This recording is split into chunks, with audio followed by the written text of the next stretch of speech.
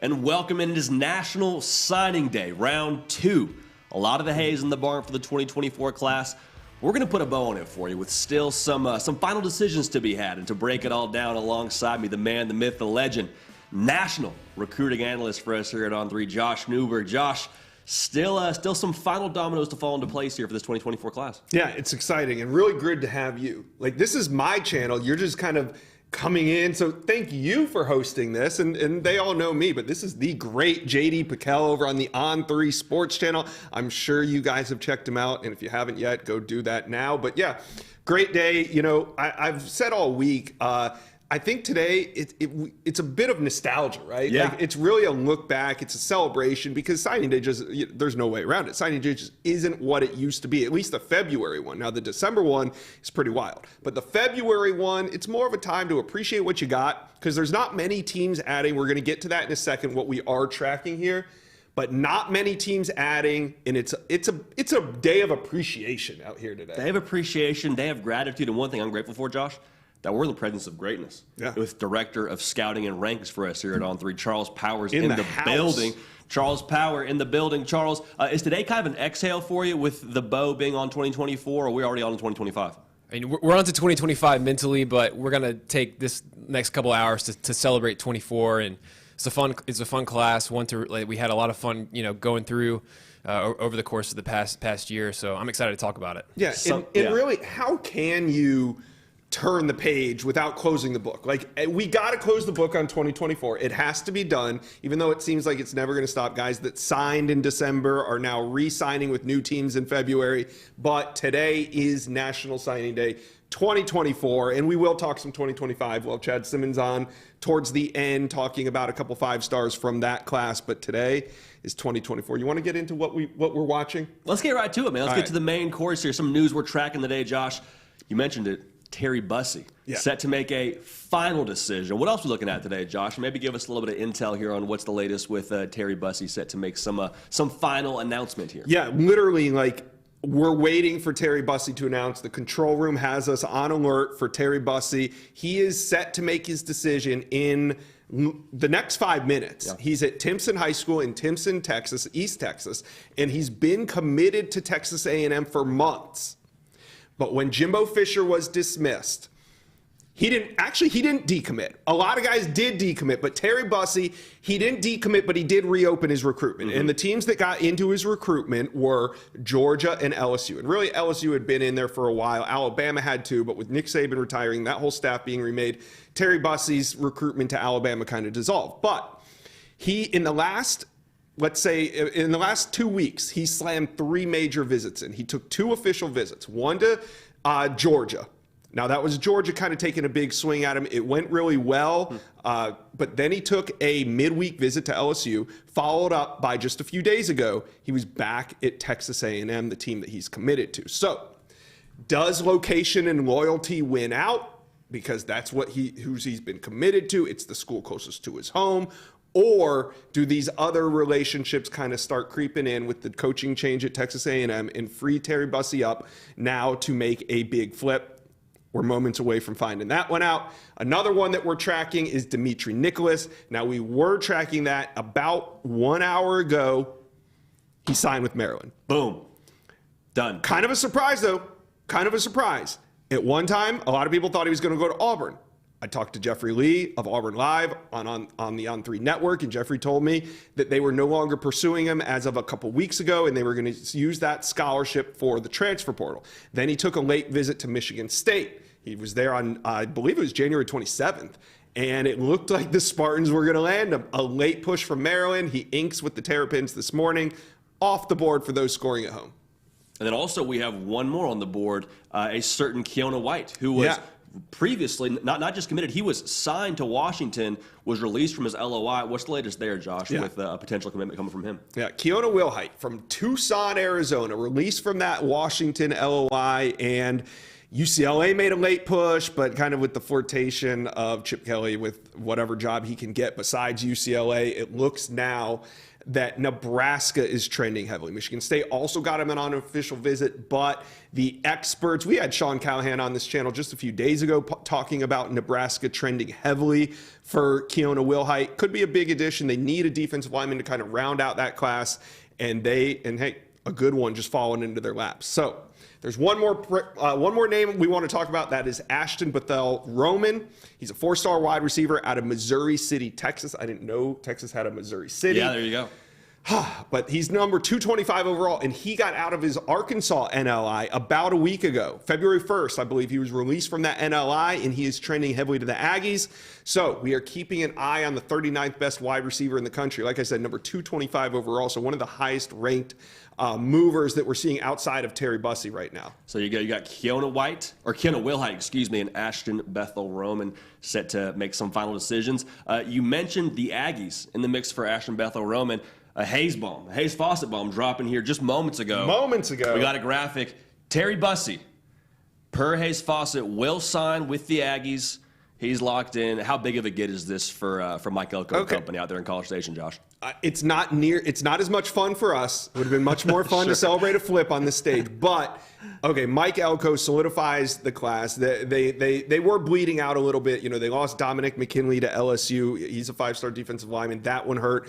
Weston Davis, an offensive tackle, also flipped. Gabriel Relford. The Tigers really attacked the Aggies. I don't know if it was just a one-off, but they flipped 3 or 4 guys from the Aggies, and they were coming after Terry Bussey. So I think it makes a statement for Mike Elko to say the buck stops at Bussey. We're going to sign a 5-star athlete. Look at this athlete. Incredible. We'll talk to Charles Power about him a little bit, but he's going to go and play defense in the SEC. So one of the fastest players in this class will be a cornerback on the next level. Terry Bussey sticks with Mike Elko in the Aggies, an absolute huge pickup to kind of just say, hey, we're here. The staff is here. We're going to continue on. So I think Terry Bussey sticking makes a statement for those guys over there. Kind of planting their flag, too, with that new staff, with Mike Elko coming from Duke. And that's a spot where you probably had a little bit of, I don't know if question mark is the right word, but that's a tough place to recruit at with Duke, with the academic standards. So for him to keep the commitment of Terry Bussey, you have to imagine that's a massive, massive win for that staff here on the second side. Credit to Terry Bussey, because I do think he wanted to stay loyal. I think in the end, he made a commitment. He pledged to a program. The Jimbo Fisher, I don't think, was the only reason that he pledged to Texas A&M. Sure. So in the end, he took all his visits. I mean, this was a great excuse to decommit and open it up completely. He never did that, but he did take a few visits. He saw what there was to see and decided that College Station was the place for him. Low location and loyalty, like you mentioned at the top of this thing, Josh. I want to get Charles Power's opinion here right now on Terry Bussey and just what he brings to the table. You mentioned 5-star plus athlete. Charles, what are the Aggies landing here in Terry Bussey? Yeah, Terry Bussey is a legendary high school football player in the state of Texas, a small school star who has so many positive indicators as a prospect. He played quarterback and DB in high school, just a dynamic athlete, JD. He a 10'6", 600-meter basketball player, and he just is a guy who just is a pure football player, makes plays in every facet. Love his projection as a defensive back. I think he could play safety, corner, just a ton of versatility on the back end, and he's a big-time get for the Aggies. You see him so much in high school with the ball in his hand. Like, do you really think he's best taking the ball out of his hand, putting him on defense? Well, I think he's a guy who can do anything. So Terry Bussey he's a guy who is just fantastic at everything he does. So I don't have a bunch of worry about him transitioning to playing DB full time. I really like his fit as a corner or a nickel specifically, but given how good he is at everything he does, I have no doubt he'll be able to make that transition with ease. Little Terry football coming to College Station. Charles, appreciate you. We're going to check back in with Charles throughout the course of this National Signing Day show to get his expertise on all things scouting, rankings for different players we're highlighting throughout this show. Speaking of players, though, let's go to the players on the industry team recruiting rankings right now. Yeah. Kind of take a look at how that top 10 is shaping up, Josh. The top 10, I thought we were going to probably get a shakeup if LSU if LSU was able to flip Terry Bussey. Sure. I think we're going to probably stay exactly where we entered the day, at least in the top 10. I mean, you got Georgia on top. They always have been. Bama sitting there at the 2 spot. Ohio State at 3. Really like that Oregon, Gatlin Bear, we do have a little bit of news on him since we have Oregon up on the screen right now. Gatlin Bear, the 5-star wide receiver who chose Oregon over Michigan on Saturday, has made it official. He is now signed with the Ducks. That letter of intent is in. Then you got Miami up there at 5. What a surge they had on the last signing day. Texas at 6. LSU sitting there at 7. LSU, if they could have flipped Terry Bussey, that could have brought them at least a spot, maybe jumping Texas, maybe getting them into that 5 spot. But they sit at number 7. Good finish for LSU if that's where they land. Number 8 is Auburn, Oklahoma, and then the Florida Gators are back in the top 10. What a run. We're going to talk about how they managed to get back in the top 10 here in a minute, but that rounds out the top 10. Then you got Notre Dame, Florida State, Tennessee, Clemson, Michigan. I thought maybe one of these 5 teams was going to be able to make a run into the top 10. At one point, Tennessee looked like they were going to get Dominic McKinley on campus. Michigan, I mean, coming off the national championship, not that, I'm not laughing at a 15 finish. That's very good. But coming off of a national championship. Sure, yeah. Back with a playoff year prior to that, beating your rival multiple years in a row, you would have thought that they'd recruit better than a 15th ranked class, but Sharon Moore now in charge, and I think we're going to see Michigan get more aggressive on the recruiting trail, pun intended. And I think that was one of those schools, Michigan, like we've kind of seen them consistently recruit in that range, right around in that 15 slot, and sometimes even a little bit further back than that. They're more of a developmental program when it comes to the way that they acquire their talent and go forward, and are obviously extremely successful on the field in the fall. I want to go back to that top 10, Josh. Within this top 10, obviously Florida making an entrance there at number 10. Who of this top 10 have you been most impressed with leading into this signing day? I think Auburn, LSU, I mean, these are Miami for sure. These are teams that all made kind of big runs. That LSU had been hanging around 9 or 10 or 11. Auburn, same thing, kind of hanging around 10 or 11, right outside the top 10. And then from the long range, Texas. I mean, I used to have Jerry Hamilton on here, and we used to play this game, Texas's path to a top 10 class. And that was when they were ranked like number 28 in the country. And then then they were in the top 15. It's like, hey, well, let's do path to a top 5 class. And at one point they were up to number 3. You see now they're at number 6. Texas has really made just a methodical run up the charts. So is LSU. LSU is another one of those programs that has done that. But looking at this, I mean, Oregon in there, Miami in there, they've all had really, really good classes. The top 3 are kind of the 3 teams that you always expect to be in the top 3. Sometimes the order might be different, but those are kind of the 3 teams that are like, hey, these are staples of the top 3. Now, what happens, I think Florida State not landing a top 10 class, seeing where they were at the early signing day, sitting there right at about number 5, I believe, to bounce out of the top 10. I mean, they had 2 major flips that went down, 2 5-star flips that went down.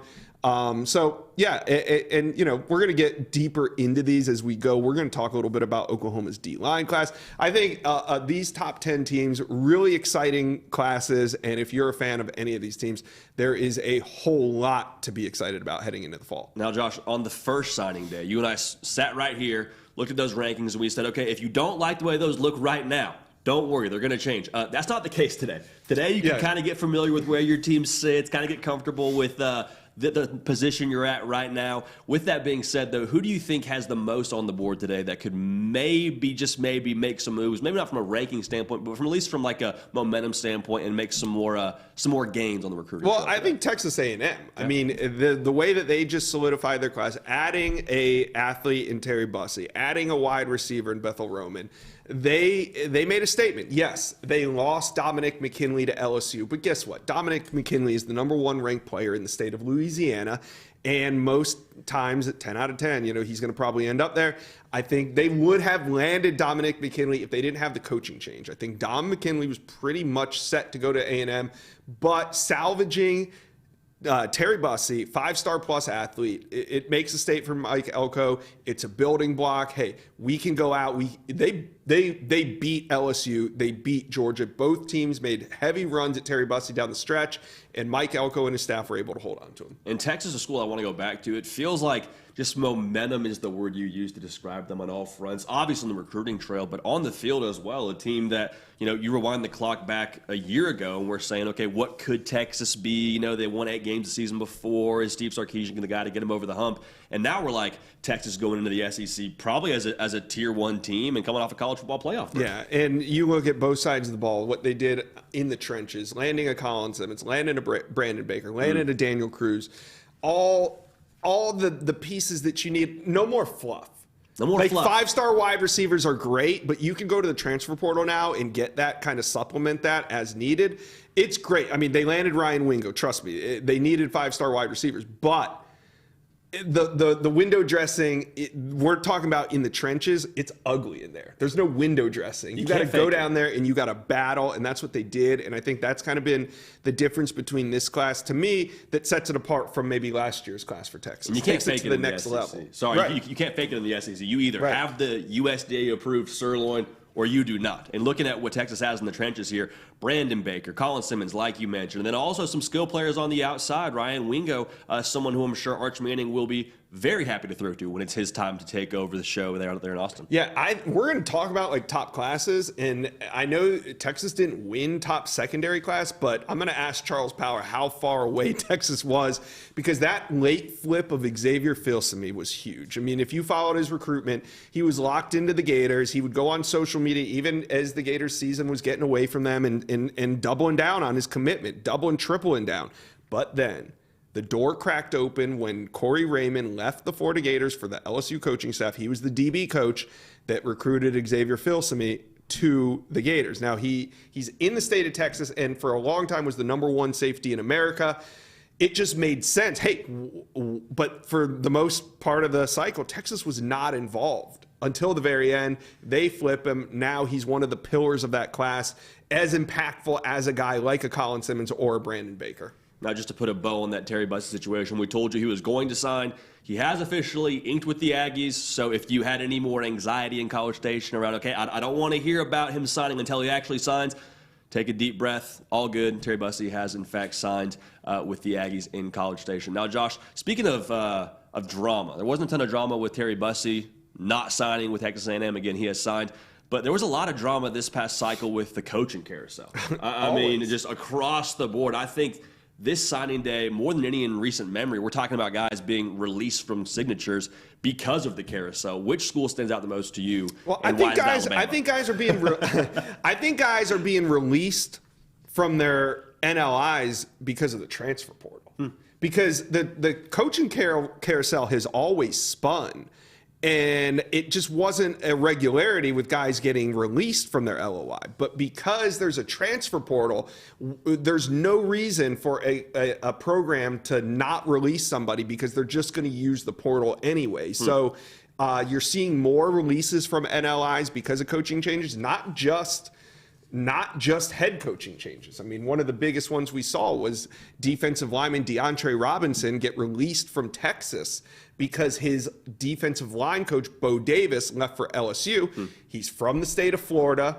He was going to go there. He had a relationship, and he asked out. Now, in previous years, with an assistant coach leaving, I think there's a pretty good chance that that program is not going to release that recruit from his NLI. But in the day and age of the transfer portal, the players have more of the power in terms of what they can ask for. And if you're going to ask for your release, you're probably going to get it granted, because otherwise you're just going to hit the transfer portal. I mean, how massive of a get is that for Florida now? We see them in the top 10. And, I mean, being able to land a guy like Robinson, you have to imagine that played a factor. Yeah, and they recruited him the entire way down the stretch. When he chose Texas over Florida, it was kind of a back and forth leading up to that day. DeAndre Robinson's from Orlando, Florida. You know, that's only about 2.5 hours from Gainesville. So when he had the opportunity to kind of rethink this thing, because his defensive line coach left for LSU, it was a no-brainer. And I think it was just kind of a mere formality that the Gators picked him up. But now you pair him with LJ McCray and what they got going on that defensive line, And it's really important. It's a really big pickup that happened kind of, in the quiet time of the dead period. And for those that don't have this show minimized while they're at work and kind of their smaller screen that didn't see DeAndre Robinson doing hurdles as an enormous human being, like he's an SEC playmaker right away. You have to imagine. Hold on, DeAndre Robinson. Let's roll. One of the best recruits of the cycle. He took spring visits. He had like 40 offers. He had a sweatshirt that had all the team logos of the offers that he had. And he'd wear this into any school he went to. And then on the sleeve, it said offers loading. Talk about swag. Yeah, I tried to DM him and see if I could wear it on the show today. Yeah, no response? No response. Maybe it's in the mail. We just didn't get here in time. Yeah. Josh, speaking about Florida, though, I think they're one of those schools that around Billy Napier, this was one of those classes that had a lot of momentum in the summer. And there was a lot of pressure, I think, to land at least a top 10 class during this cycle. I mean, how do you feel about the Gators in their class so far? What a roller coaster ride of emotions for the Gator fan base. I mean, they had the summer where they landed more than 3/4 of their class. DJ Lagway jumps on board. PJ DJ was in Gainesville all the time for any big recruiting event. LJ McCray takes his recruitment into October. They land him. Miles Graham, one of the best linebackers in America. And then the last two names on the list, we didn't talk about them at the December early signing day because they were committed to, Jameer Grimsley was committed to Alabama. He signed with Alabama. And DeAndre Robinson signed with Texas. Both of them, short-term signees, or however the definition goes, are now bounce backs in signing, enrolled with the Florida Gators and a part of the Florida Gators 2024 class. So I believe they went down to 16. Okay, so there were as high as 3 in the country just days before signing day. They go down to 16 on National Signing Day due to losing and just, having a really roller coaster ride of emotions on that day. They were finished at 16. A lot of people, like you said, thought Billy Napier missed. They thought, hey, Billy Napier must be landing top 10 classes. Well, here we are. Signing day, February. This is the date that matters. And they are ranked number 10 in the country. And how about Billy Napier just continuing to battle, running through the tape here and being able to get a couple of big pickups here heading into this ultimately second National Signing Day. You mentioned Jameer Grimsley. I want to talk a little bit about Alabama because they currently have the number 2 class. But, I mean, Josh, they took on a little bit of water with the retirement of Nick Saban, which, I mean, you have to imagine just feels unavoidable. A lot of these guys commit to Nick Saban, and people commit to people is what we say. I mean, or what I say at least a lot when it comes to the recruiting side of things. Kalen DeBoer, obviously a tremendous coach in his own right. But, I mean, the impact this had on their class and, having to lose a guy like a Julian Sand, like a Jameer Grimsley. Julian Sand obviously ended up in Columbus, Ohio. Talk about their class a little bit and just kind of how Alabama made out here with this top 2 class, even without Nick Saban. Anytime there's a coaching change, the tide goes out, meaning you lose a bunch of players. The Crimson Tide goes out, but then the tide comes back in. You get that, then you get the hire because then the excitement builds, the hope builds, and you saw that. You saw players leave. I mean, there's no way around it. In this day and age, this is kind of uncharted territory where we're at with the way that the recruiting goes and the transfer portal works. So, yes, when Nick Saban retired, even though Bama was built upon one of the strongest foundations in the country, they still suffered some attrition down the stretch. And they end up signing a really impressive class, though, and you got a couple in the transfers. They get Noah Carter, right? He's a bounce back, 6'4", 220 edge from Washington, gets out of his letter of intent there and ends up signing. They also haul in a great DB class. Jalen Mbakwe, Zay Mincy, Zabian Brown. And I want to go to Charles on Jalen Mbakwe as well, because he's another one of these guys that for much of the cycle was ranked as an athlete. Charles, we've seen Jalen Mbakwe play all over the field as well. Is he kind of in a similar situation as Terry Bussey?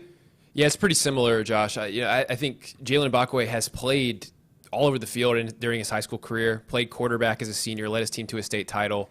But like Terry Bussey, an elite athlete, big-time speed.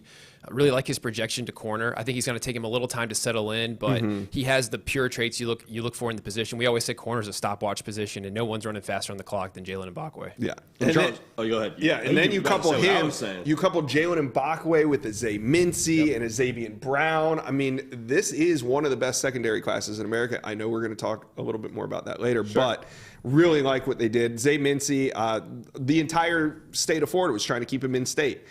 Alabama gets him before Nick Saban retires, but is able to hold on to that commitment. I think that's huge because that would have been a real easy excuse for him to get out of that NLI and maybe just go to Florida. Hey, his teammate LJ McCray's there. They recruited him. Miami recruited him. He could stay close to home.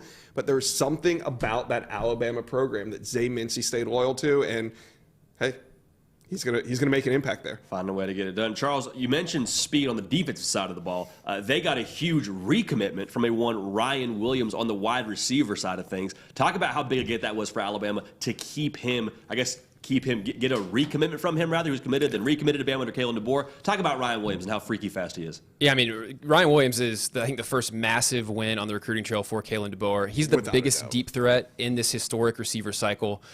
Just an elite speed receiver, but I think what makes Ryan Williams unique among that receiver group is among fast receivers, he can really harness his speed in a really functional way. Wins at all levels of the field. I think he projects as a very good route runner and just a highly prolific high school player. I think he had 70 touchdowns over his last 2 years of high school football, and that's really technically his sophomore and junior season. He's foregoing what would be his senior year by reclassifying. So Ryan Williams was our number one. He was our number one receiver in the 2025 cycle prior to reclassifying. Massive get for Alabama. That was a big recruiting win as well. Auburn was after him really hard. But man, I think he projects to be a star in Kalen DeBoer's offense, and it's going to be really exciting to see how they use him in Tuscaloosa. And Charles, your comp that you have for Ryan Williams professionally is someone that Crimson Tide fans are very familiar with in Jamison Williams. Is it just the speed factor, the size factor? What about those two kind of reminds you of the other? Yeah, I think body types are similar, play style similar. I actually see Ryan Williams being better after the catch at the same stage as Jamison Williams. Wow. So I would say Jamison Williams with a little dash of Deshaun Jackson, if I was going to be completely honest. But if we're going to boil it down to one player right now, I would go with Jamison Williams. And I think that creates a pretty good picture of what Alabama fans are should be expecting once Ryan Williams gets on campus. Bama fans have to be grinning ear to ear. Jamison Williams, a little dash of Deshaun Jackson. No big deal, just two of the best wide receivers. Jamison Williams in his own right, up and coming, but Deshaun Jackson, the playmaker that he was in the NFL, and obviously at Cal as well. Probably enough to get the good folks in Tuscaloosa fired up. Josh, I want to ask you, how massive was that for Kalen DeBoer to get a recommitment from Ryan Williams? Kind of a flag plant, like, hey, we're here, we're still going to recruit at an elite level kind of get? I mean, Ryan Williams was part of the Tide going out, right? Mm-hmm. He decommitted literally the day that Nick Saban said that he was retiring. So that was part of the Tide going out, and part of the Tide coming back in was absolutely Ryan Williams recommitting. I thought that, hey, Ryan Williams had been flirting with Auburn for weeks, if not months prior to this. It looked like Nick Saban's retirement was that excuse for Ryan Williams to get out of that recruitment unscathed, looking good. Now he can just commit to Auburn like, it seemed like he wanted to. But no, I read it wrong. That's not what he wanted to do at all. He had every opportunity to do so. And after a visit with Kalen DeBoer and an official visit to Alabama, he decided it's time to recommit. A rare move, not the rarest move that we saw on the recruiting trail. Yes, it is very rare for a recruit to decommit and then recommit. But I think the rarest move of all was Armando Blunt with the double back reverse switchback. We don't see that move all the time. You don't see that move all the time. Armando Blunt was committed to the Miami Hurricanes. Then he took a visit up to Florida State, their rival. He flips to Florida State. Flipping to your rival in the state of Florida is a big deal. And then on the early signing period, about 3 weeks later, he flips back to Miami. That, my friend, is one of the rarest moves we ever see in recruiting. And if you're a Miami fan, this is what you brought Mario Cristobal here for, right? Mm-hmm. That was the marketing when he got to Coral Gables was, okay, this is a guy who cares about recruiting, who's going to be a dog on the recruiting trail. How big of a win is this for Miami to be in the top 5 right now here on the second national side? I mean, Mario was a menace on the recruiting trail. It wasn't just Florida State that he took advantage of. Ohio State as well, flipping Justin Scott, their 5-star defensive lineman, one of the best defensive linemen in America. Yeah. from Chicago, from the Midwest, flipping him to Miami, landing Marquise Lightfoot, one of the top edges on Charles Power's board, winning him outright in a battle against head-to-head against Ohio State, flipping Jordan Lyle, a running back committed. Geez, I mean, the list off the top of my head now, I mean, you can see off the dome. Mario was a menace, especially to Ohio State this year. Yeah, they're cooking without question in Coral Gables. Now, Josh, we're talking a lot about this second national signing day. We're talking a lot about guys getting released from signatures and just the madness of the carousel. Do you see a world where maybe some of the attention goes back to this second national signing period and guys say, you know what? I think there's going to be some movement with the transfer portal, maybe with the coaching carousel, and they kind of anticipate this, and they wait till the second national signing day to kind of make their commitment. I mean, Jerry always said you got to recruit through the whistle. Now it's like you got to recruit through like the next play. Yeah, legitimately. Like recruiting through the whistle's over. I mean, it borderlines on tampering in a way, but hey, this is how it goes now. And with the transfer portal, you're seeing guys asking out of their NLI at a record rate and being released from those NLIs. Before, I mean, there might have probably been guys that you never even knew were asking out of their NLIs and just got the word no from the program and just went on about their business. But now with the transfer portal, there is really no reason to say no. There's no ability to say no. So, yeah, I think we're going to see more of it. I think maybe that will result in a couple more big names for the late February signing day, but I still think 90% of the action will go down on the early signing day. Good to know. Well, talking about the transfer portal a little bit, kind of hand in hand with that, some new verbiage to the recruiting world and national signing day as a whole. Short-term signee that On3 is bringing to the table here, Josh.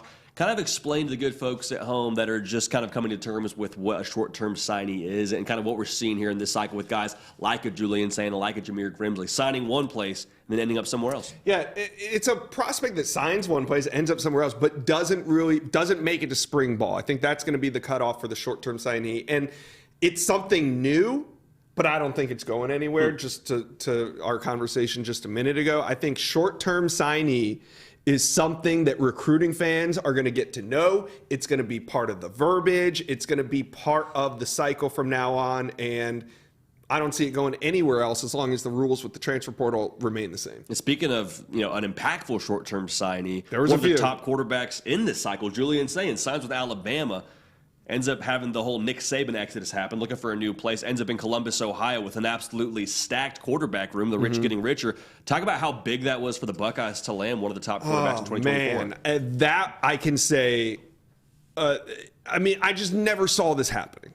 I just never thought during the cycle that Julian Sain was going to be a Buckeye. But it does make sense. I mean, hey, Julian Sain's from Carlsbad, California. He committed to Alabama. Alabama's 3,000 miles away from home. And if you're going to go play football 3,000 miles away from home, you're going to do it from the GOAT. You're going to want to play for Nick Saban. Nick Saban leaves shortly after he signs. In this day and age, there's a transfer portal. There's ways about this. Ohio State, I mean, it makes a lot of sense. I just didn't see it coming. I think especially for those kids that are from the West Coast and commit to an SEC school or commit somewhere just far from home. I mean, I'll say this, Josh. Anytime you're a freshman in college, whether you're a student or whether you're an athlete, the idea of transferring and being closer to home at least sneaks into your subconscious. Yeah. And so, I'm not saying that was the case with Julian Sain, but whenever you move so far from what you're familiar with and the reason why you moved and made this big life decision is no longer there, a la Julian Sain and Nick Saban, I think that matters. And I think it's something that we could see more of here in the future. I think it's something we'll see more of. And then you look at a guy, Damon Williams, his coach left. That kind of makes sense. He followed him there. Jameer Grimsley, though. I don't think Jameer Grimsley was really as sold on signing with Alabama as, say, Zay Mincy, because it felt like it was a 50-50 deal going into that. Jameer Grimsley's from Tampa Catholic High School in Tampa, an hour and 45, 2 hours away from Gainesville. You have to drive up 75 north and past Gainesville and go about another 4 hours, 5 hours to get to Alabama. Yep. So you can see why maybe Jameer Grimsley came home, especially because I don't think he was as sold on that decision as Zay Mincy was. So Jameer Grimsley makes the switch, but it's a huge pickup for the Gators, who at the same time lost their DB coach that recruited Jameer Grimsley to LSU, Corey Raymond. So he doesn't mind losing the DB coach that he had the relationship with. I think this came down to location. And the beautiful part about what we have here at On3 is those short-term signees are factored into the ranking. They should be. which is phenomenal. So you look at Ohio State sitting there at number 3, you factor in one of the top quarterbacks in the country in Julian Sayin as being a part of your class, as opposed to being committed to Alabama and then he's transferring to Ohio State and kind of all that mumbo-jumbo. When in reality, hey, guy's a true freshman. He's a part of the 2024 class. We're going to factor him into Ohio State's class. So, Charles, what are we saying here? Are we saying that we factor you in unless you participate in spring ball, then you're just a transfer? Yeah, I think if you change prior to this second signing day, you're essentially in the signing class. Yeah. Like, these guys have not practiced other than maybe a bowl practice with these teams. So I think it is crazy that Julian's saying put on the Alabama uniform for bowl practice, playoff practice, not bowl practice, playoff practice, and took it off and transferred to Ohio State. Yeah, those are going to be limited edition jerseys for sure. But I think when you look at it, this is just the climate we're in college football, and we have players getting to campus earlier, but spring ball is still several weeks out, months out, and these guys have not officially really begun their careers, and I think that given the fluctuation with the craziness we have with the coaching carousel, the timelines, the portal, they all kind of just coalesce together. So I think we're doing a great job of helping sort this out. Yeah. And given the quick turnaround with guys entering the portal within a couple weeks of being on campus, I think this accounts for it the best way. Yeah, and I think so too. I think it makes a whole lot of sense because there's no way, like you said, even though it's fresh, we remember seeing Julian Sayin with an Alabama jersey on. Like, by the time his career at Ohio State's over, it's gonna be a footnote that he signed with Alabama and was on campus for 2 weeks and then transferred. So I don't think it would be fair or fun to go back and look at the Alabama class and have Julian Sayin in it, counted towards that class when he basically was there for a cup of coffee. And maybe, get some nice pictures in the jerseys and make it hard for everyone who's doing graphics when it comes to, the landscape around Julian Sayin graphics. Carlos, I want to go back to you really quick here and talk about the Ohio State quarterback room, because that thing is stacked. I mean, you got Julian Sayin, you got Aaron Noland, who are in the same class. And, oh, by the way, you got Devin Brown and Lincoln Keenholz. Where does Julian Sayin fit in the mix in your mind heading into spring practice? Yeah, I think Julian Sayin is a great fit within Ryan Day's offense. I think he brings just a level of accuracy, ability to play within structure. When you think of the quarterbacks that Ohio State has had recently, it's guys who excel within structure. Think about a C.J. Stroud, right?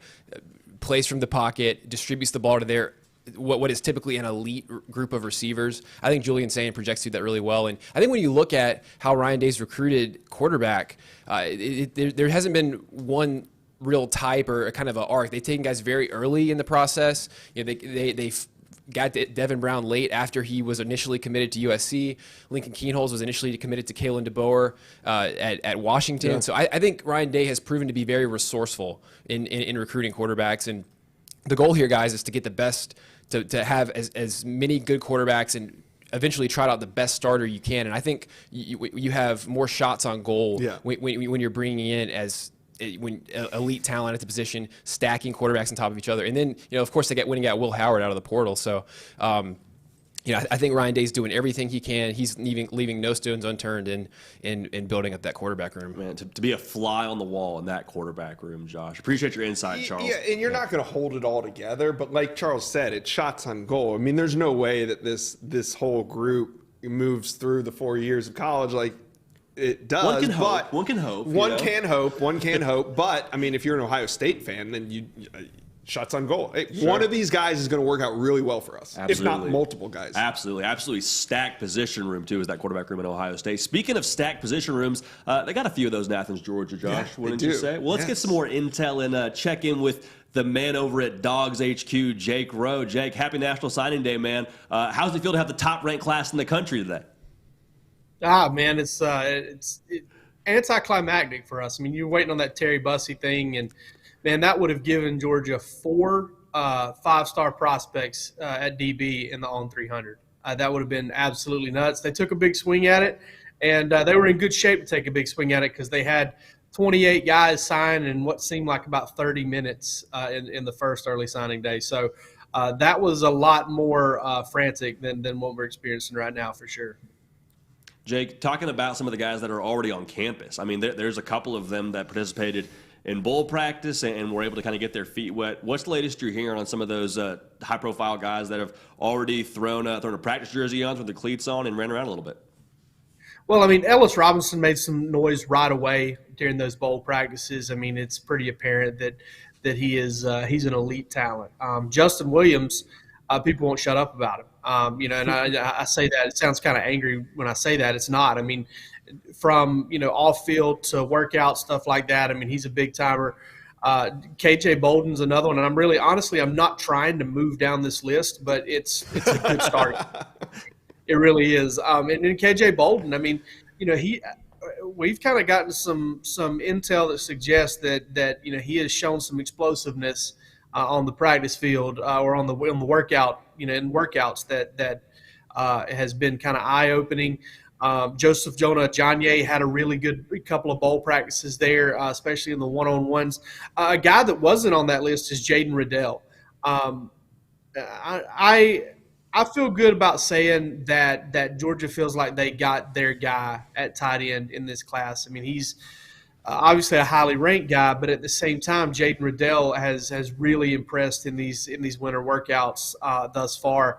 A lot of these guys have. I mean, they brought in such a massive group. I believe it's 23 early enrollees, wow. and that's a few years ago, Kirby was, I remember Kirby talking to us, and it was like 13. He's like, biggest group we've ever had. Well, you almost doubled it now, and that's just the way the game's moving.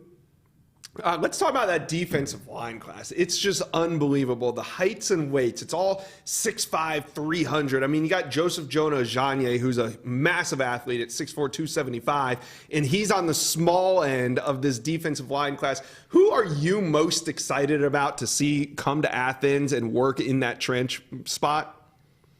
Well, obviously you have to go with Joseph Jonah Ajonye. That's the kind of the given. Especially when you consider he just turned 17 a few months ago. I mean, he's going to be almost done with his freshman season at Georgia before he turns 18 years old. He'll turn 18 in November. I like Nasir Johnson a lot. He took a little bit of a tumble in the rankings, but Rusty Mansell, my man over here, our publisher and my partner here, he was down at MVP camp in Valdosta. Nasir Johnson shows up. And, the kid's 6'5", 6'6" now. And that's something that, he's kind of grown a couple of inches here in the last 18 months. To me, man, Florida had him. And Florida did a really good job of getting on him early. But he had a lot of Georgia folks in his camp. Dublin, Georgia's Bulldog country. It's tough to go down there and get a kid that Georgia – go in there and get a kid that Georgia really wants. And I like him a lot. Jordan Thomas is a guy that Georgia has had very high on their board since he was, since before his junior season of high school ball, I believe, maybe after his junior season. But they did a really good job of meeting needs. They got Nnamdi Ogboko at that nose tackle position, and they've done such a phenomenal job of identifying traits in a nose tackle and then developing that. That's kind of Trey Scott's forte there. So I'm with you. I really like this defensive line class and the versatility of it. And that's before even bringing up a guy like Justin Hill, who flashed out of the Army it's not Army All-American Bowl anymore. The All-American Bowl. It's tough to say without the. Now, what about the offensive line? Like, does Georgia have to bring in even bigger offensive linemen? Because you got Michael Uini, you got Daniel Calhoun, Nair Daniels, who committed live with On3. Nair Daniels is 6'7.5", 330 pounds at last check. I mean, where are they finding these guys? Well, Nair Daniels, if you took a sixth grader and put him on the scale, would probably be a little bit, that would probably be a little bit more like it. He's probably closer to 400 than he is 300 right now, and he's going to have some work to do. A lot of these guys are. This is the way Georgia does it. This is the way, they've done it for this way since Kirby got there, is they recruit people that they know are going to be massive human beings. Jamari Sawyer, Trey Hill, two of the best interior. Well, really, Jamari Sawyer was a great tackle at Georgia, but two of the best linemen that Kirby Smart has had, two of the most consistent and good play. They were both 355, 360 pounds, and they had to come in and lose weight. And that's what Georgia likes to do. Former director of player personnel, Matt Godwin's done some shows with us, and he says they're a weight loss program, not really a weight gain program, even though they'll take their shots with that. And so most of these guys, Daniel Calhoun, Nair Daniels, you mentioned him. You look at Marquise Easley, who was probably about 350 pounds when he enrolled. They're going to go in, they're going to get these guys in shape, and they're going to kind of prepare them for the future. I look, though, at Michael Luini, and I think to myself, he's probably the first man up. He's probably the guy that's the most ready to step in and maybe make some noise, because Georgia's looking at a situation where they have 3 tackles this year, that's more 3 tackles that can play winning football, that have extensive experience. Well, that's more than most programs have ready to play. And Michael Luini has a chance to step in and kind of be that 4th guy immediately. Yeah, I think Georgia's probably in good shape when it comes to who's the first guy off the bus. It's kind of just take your pick. I think Georgia's probably fine in that department. Jake, I'm always fascinated with these early enrollees about how some of their teammates speak about them when they're asked about how they did during bowl practice or how they're doing during winter workouts. And there's a clip circulating on social media from Aaron Murray's company, I believe it is, the Players Lounge, of some of those guys talking about Ryan Puglisi and kind of his demeanor, how he carried himself, and how he's flashed during bowl practice. Overall impressions of him so far?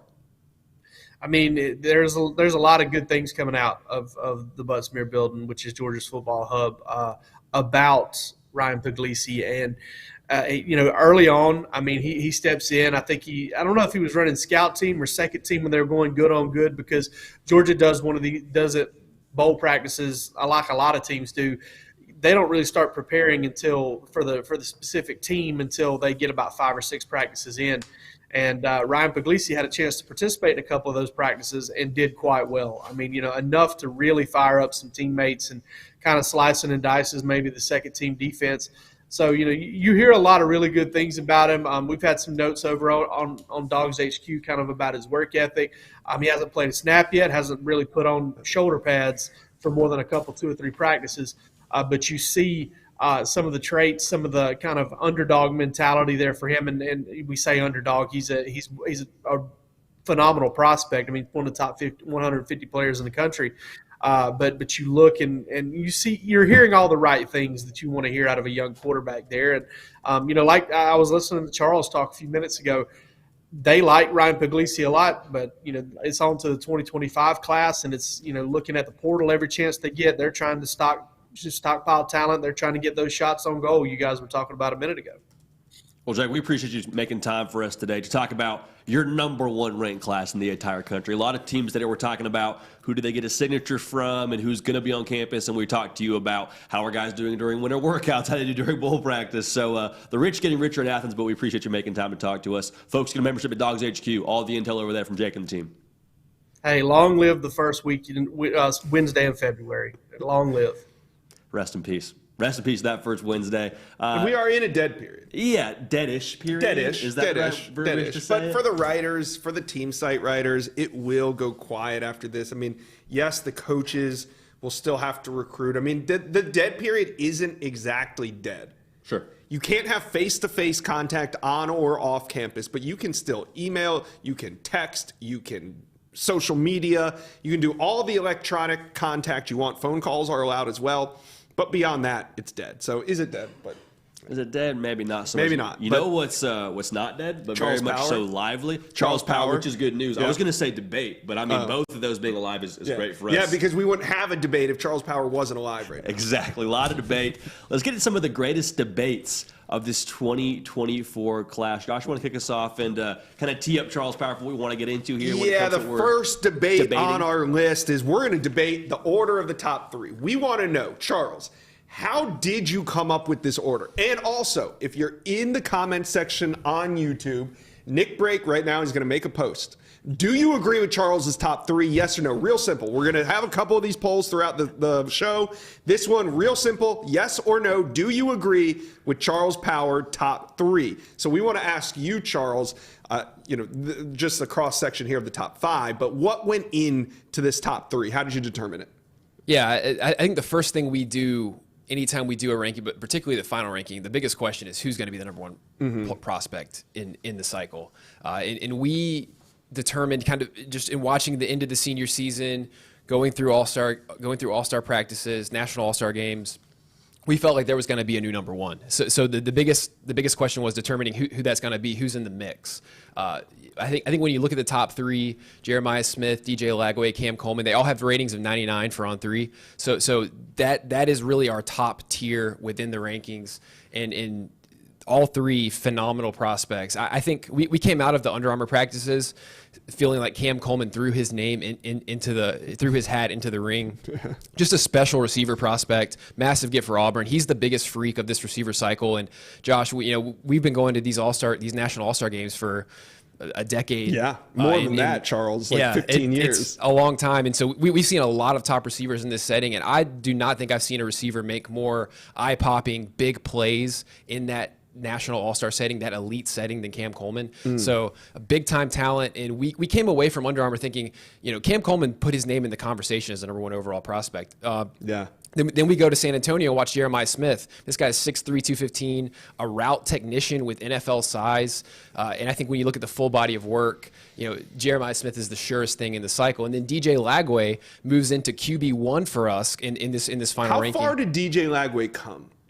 He made a fantastic improvement his senior year. And that's one thing, Josh, you think about what the shows that we had in the summer coming off Elite 11, we were saying, look, all of this, we're just setting the table for the senior season. You said it. You said it all along. Yeah. Be patient. Yep. We are watching his senior season. We expect big things from his senior season. And you said if he does have a big senior season, backs up all the things that we've seen, there's a great shot DJ Lagway could be number one. So is that kind of how it played out? That's exactly how it played out. And I think DJ Lagway, if you're a Florida fan, he had a dream season. This is about as good as it could have gone for DJ Lagway. You look at his stats, just shot through the roof. I think he had the best senior season by far of any quarterback in the 2024 cycle. Led his team to their best season in school history. I think he had passed for over 4,600 yards, 58 touchdowns, ran for nearly 1,000 yards. I think maybe 16, 17 touchdowns on the ground. So just a dynamic dual threat athlete, big time arm talent. And I think when you look at the improvement he made as a senior, and that's really the case for these top three, they all made improvements as seniors. They're launching into college from a developmental perspective. So it's kind of a deal where I don't think we could go wrong with any of these three, but we went with Jeremiah Smith just given that we feel like he's the surest thing at the next level and probably has the highest floor to go with the really high ceilings that these three have. I know we're going to talk more about these wide receivers here in just a little bit, but talking about Cam Coleman and Jeremiah Smith, I mean, it feels like it's really like a Pepsi Coke taste test. Like you said, you can't go wrong with either of them. What does Jeremiah Smith bring to the table that allowed him to elevate to be that ultimately top player in the cycle? Yeah, I think Jeremiah Smith is the most advanced receiver prospect we've seen in a decade plus. And I mean advanced in multiple ways. He's, like I said, he's 6'3", 215, looks like an NFL player right now physically. And he pairs that just developed physique and body type, true outside receiver body type, with the movement skills of a much smaller receiver. I think he's the best route runner in this 2024 cycle. A guy who is just extremely polished, stacks corners off the line. You can see right there, he can really separate, really in all areas of the route. Outstanding after the catch as well. And I think he's a guy who can attack every level of the field, and he just dominates every setting. He's been phenomenal the past few years in high school football, and is great in every neutral setting we've seen him in, whether that's 7-on-7, national all-star games. So there's nothing Jeremiah Smith can't do, and I think he comes into college really ready to play. And JD, we were the only outlet that ranked Marvin Harrison Jr. as a 5-star prospect coming out of high school, and Jeremiah Smith is a good bit further along than Marvin Harrison it was at the same stage. And that's not to say, Jeremiah Smith has a lot, like he's going to need to continue improving. That's not to say he's a lock top 5 pick, but he is tracking like that type of talent. And when you compare him to receivers over the past several years, and really the same for Cam Coleman and maybe even Ryan Williams, these guys stack up really well with what we've seen coming out of the position in recent memory, to be honest. So could not be higher on Jeremiah Smith. I think it's hard not to come away from this cycle feeling like he's, one of the best receiver prospects we've seen in the internet recruiting era. I like that subtle flex, Charles. Like, hey, we were pretty high on Marvin Harrison Jr. It looks like that's going to turn out just fine when it comes to this upcoming NFL draft. Charles, switching gears from just the top overall players, let's go to the top edge from this 2024 cycle, a position of great importance, obviously, in modern college football. How'd you land on your number one guy here?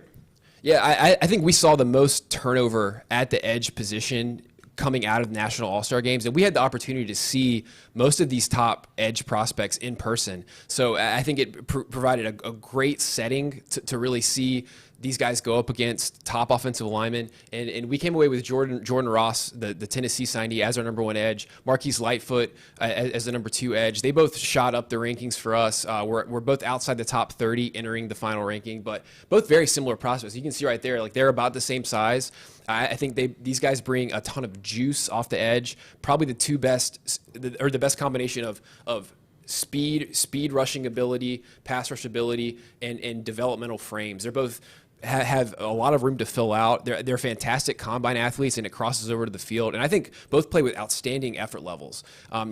Jordan Ross was phenomenal at the Under Armour All-American game. Was the best player in the field at the Poly Bowl a couple weeks later. Just a top athlete. Went back and watched. I think I watched every snap of his senior season, and I think you have to love just the overall athleticism, his ability to track down plays from the backside, create pressure off the edge, and I think he's going to continue to get a lot better as he fills out and gets stronger. Just a really high upside prospect. I think the same could be said for Marquise Lightfoot. I think Marquise Lightfoot, in addition to his physical ability, phenomenal athlete, great change of direction, I think he has the best motor of any defender we've evaluated in 2024. Wow. I came away from his junior film thinking that, and then getting to see him in person. At the All-American Bowl, and then going back and watching his senior year. He missed a little bit of time in his senior year, but he played his team's last game, and it's like you turn on the first play, and he's making plays all over the field. Just a really, really high effort level. Both those guys bring a ton of juice off the edge. So I think that was a really fun debate, and I could see either one being the top one in the cycle. But I think we came away from seeing them in person, in addition to watching their senior seasons and being really, really excited about those two.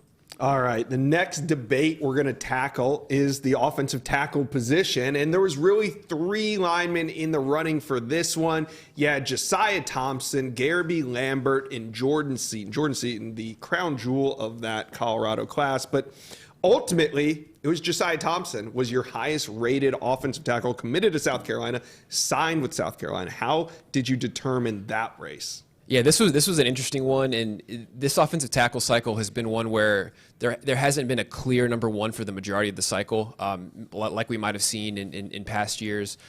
So Josiah Thompson moved into the top spot. I think we deem him to perhaps have the highest upside of this group. He has a developmental frame, 6'6.5", 265. I think he's going to need a year or two to continue putting on weight, but we view him as the best mover among this offensive tackle group. Showed a really nice pass set at the All-American Bowl, and also an encouraging anchor and play strength, despite being a little lighter right now. Garby Lambert, the Notre Dame signee, I think he's on film the best run blocker at offensive tackle in the cycle. Outstanding flexibility, just a nasty player.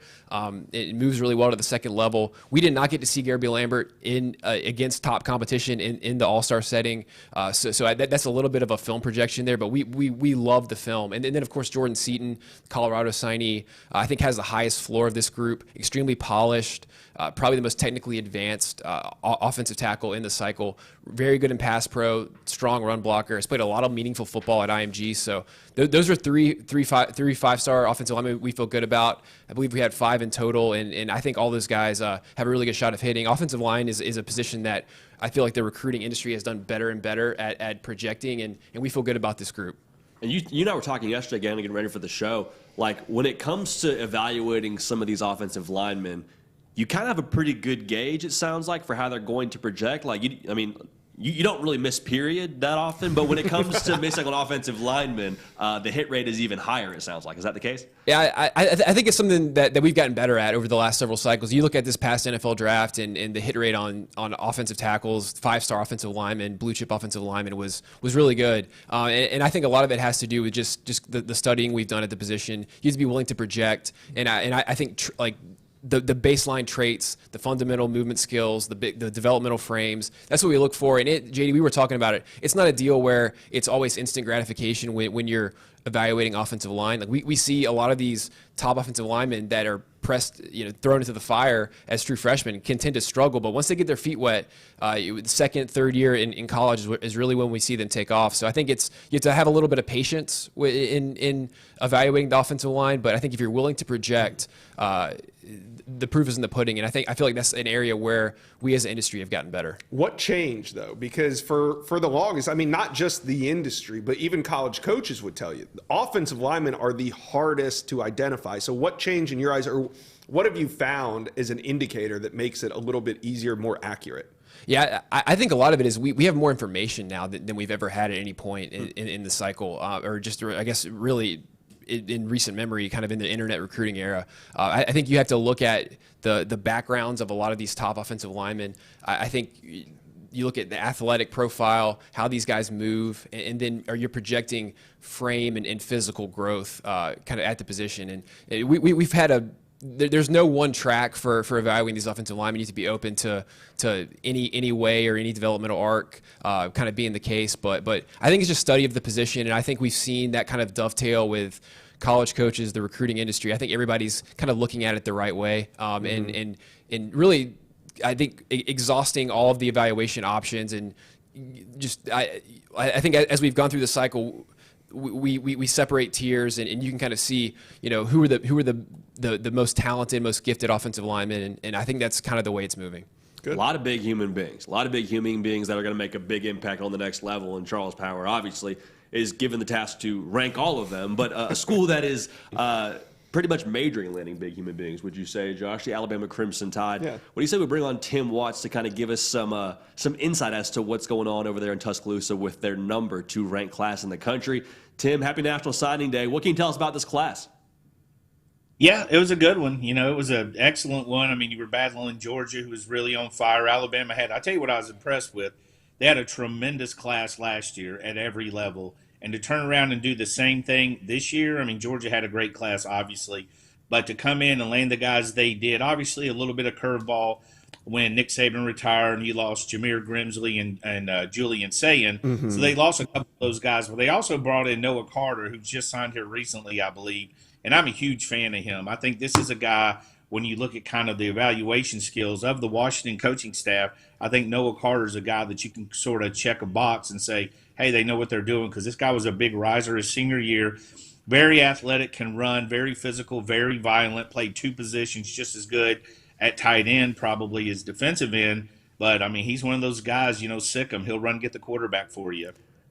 I love that. Sick him and go get the quarterback for you. Hey, Tim, we were talking earlier about the rarity of a decommitment into a recommitment with Ryan Williams. What do you make of that scenario? Because it looked to me, he was flirting with Auburn quite a bit, and it looked like when Saban retired, that was his excuse out of the class. That was the easy way out. But Ryan Williams ends up recommitting. Do you credit that to Kalen DeBoer, or is that just loyalty on Ryan Williams' side? I think it was much ado about nothing with Ryan's attention to any other school. He never at any point, look, I've said this a lot. He tried to tell us where he was going. He tried to tell us where his heart was. He said it over and over and over. We cover recruiting, though. Usually when they're telling us something, we're like, that don't sound right. We're jaded. Yeah, he's making it too easy. Ryan tried to tell us for months.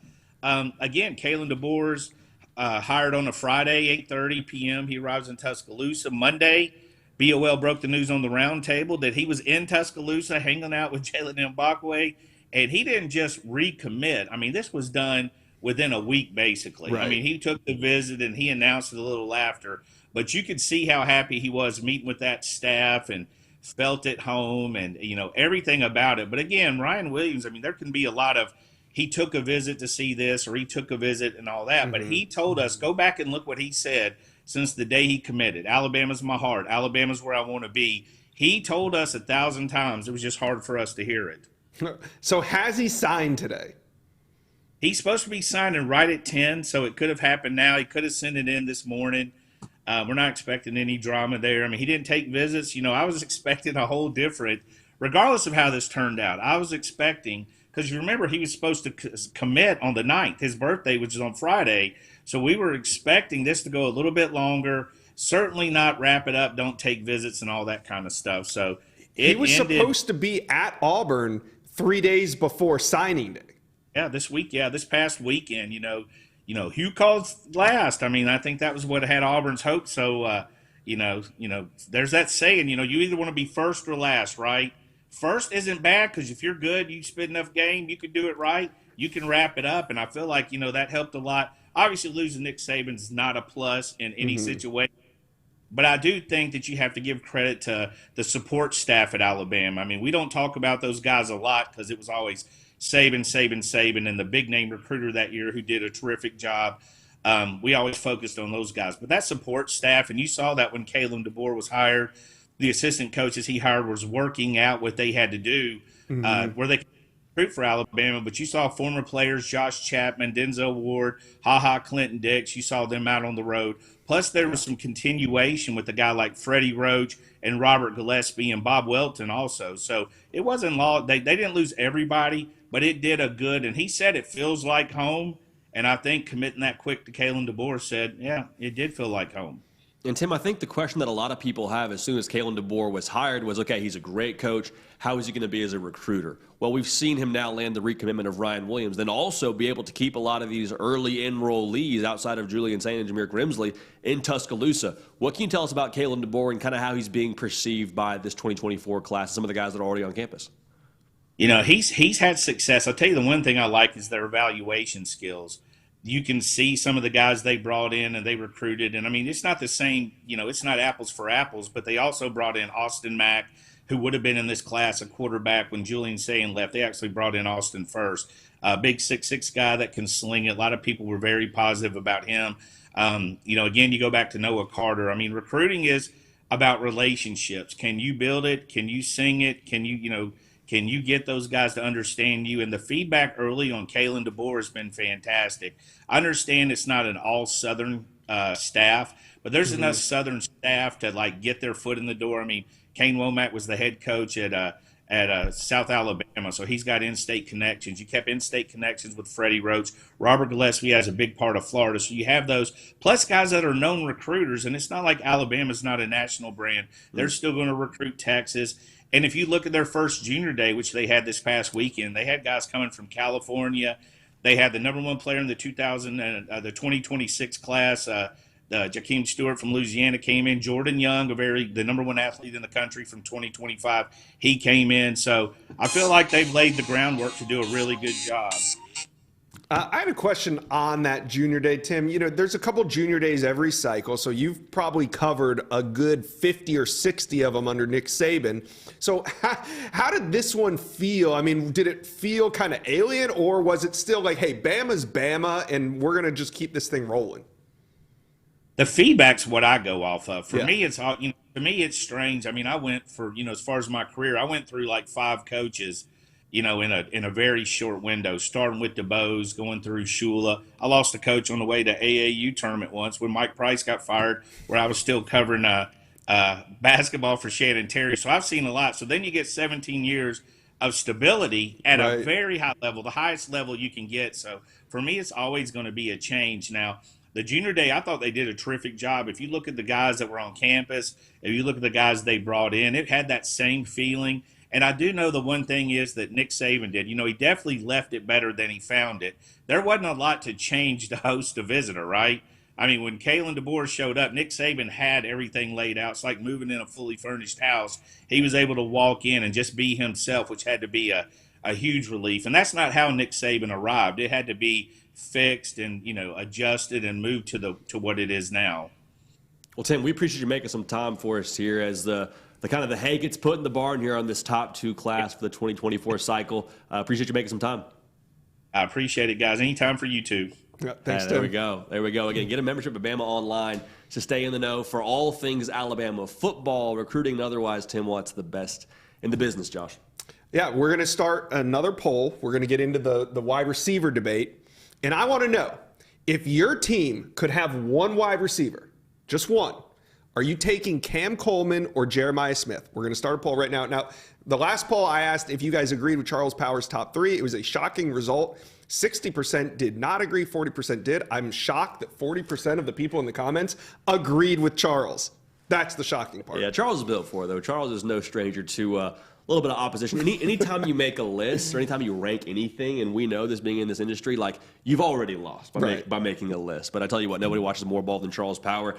And Charles, one of the positions that demanded a lot of attention this cycle was the wide receiver position. The year of the wide receiver was 2024, and you mentioned going into the prep for this show that Cam Coleman and Jeremiah Smith kind of gave you 2008 vibes with Julio Jones and A.J. Green. Kind of break down the comparison of the parallels there.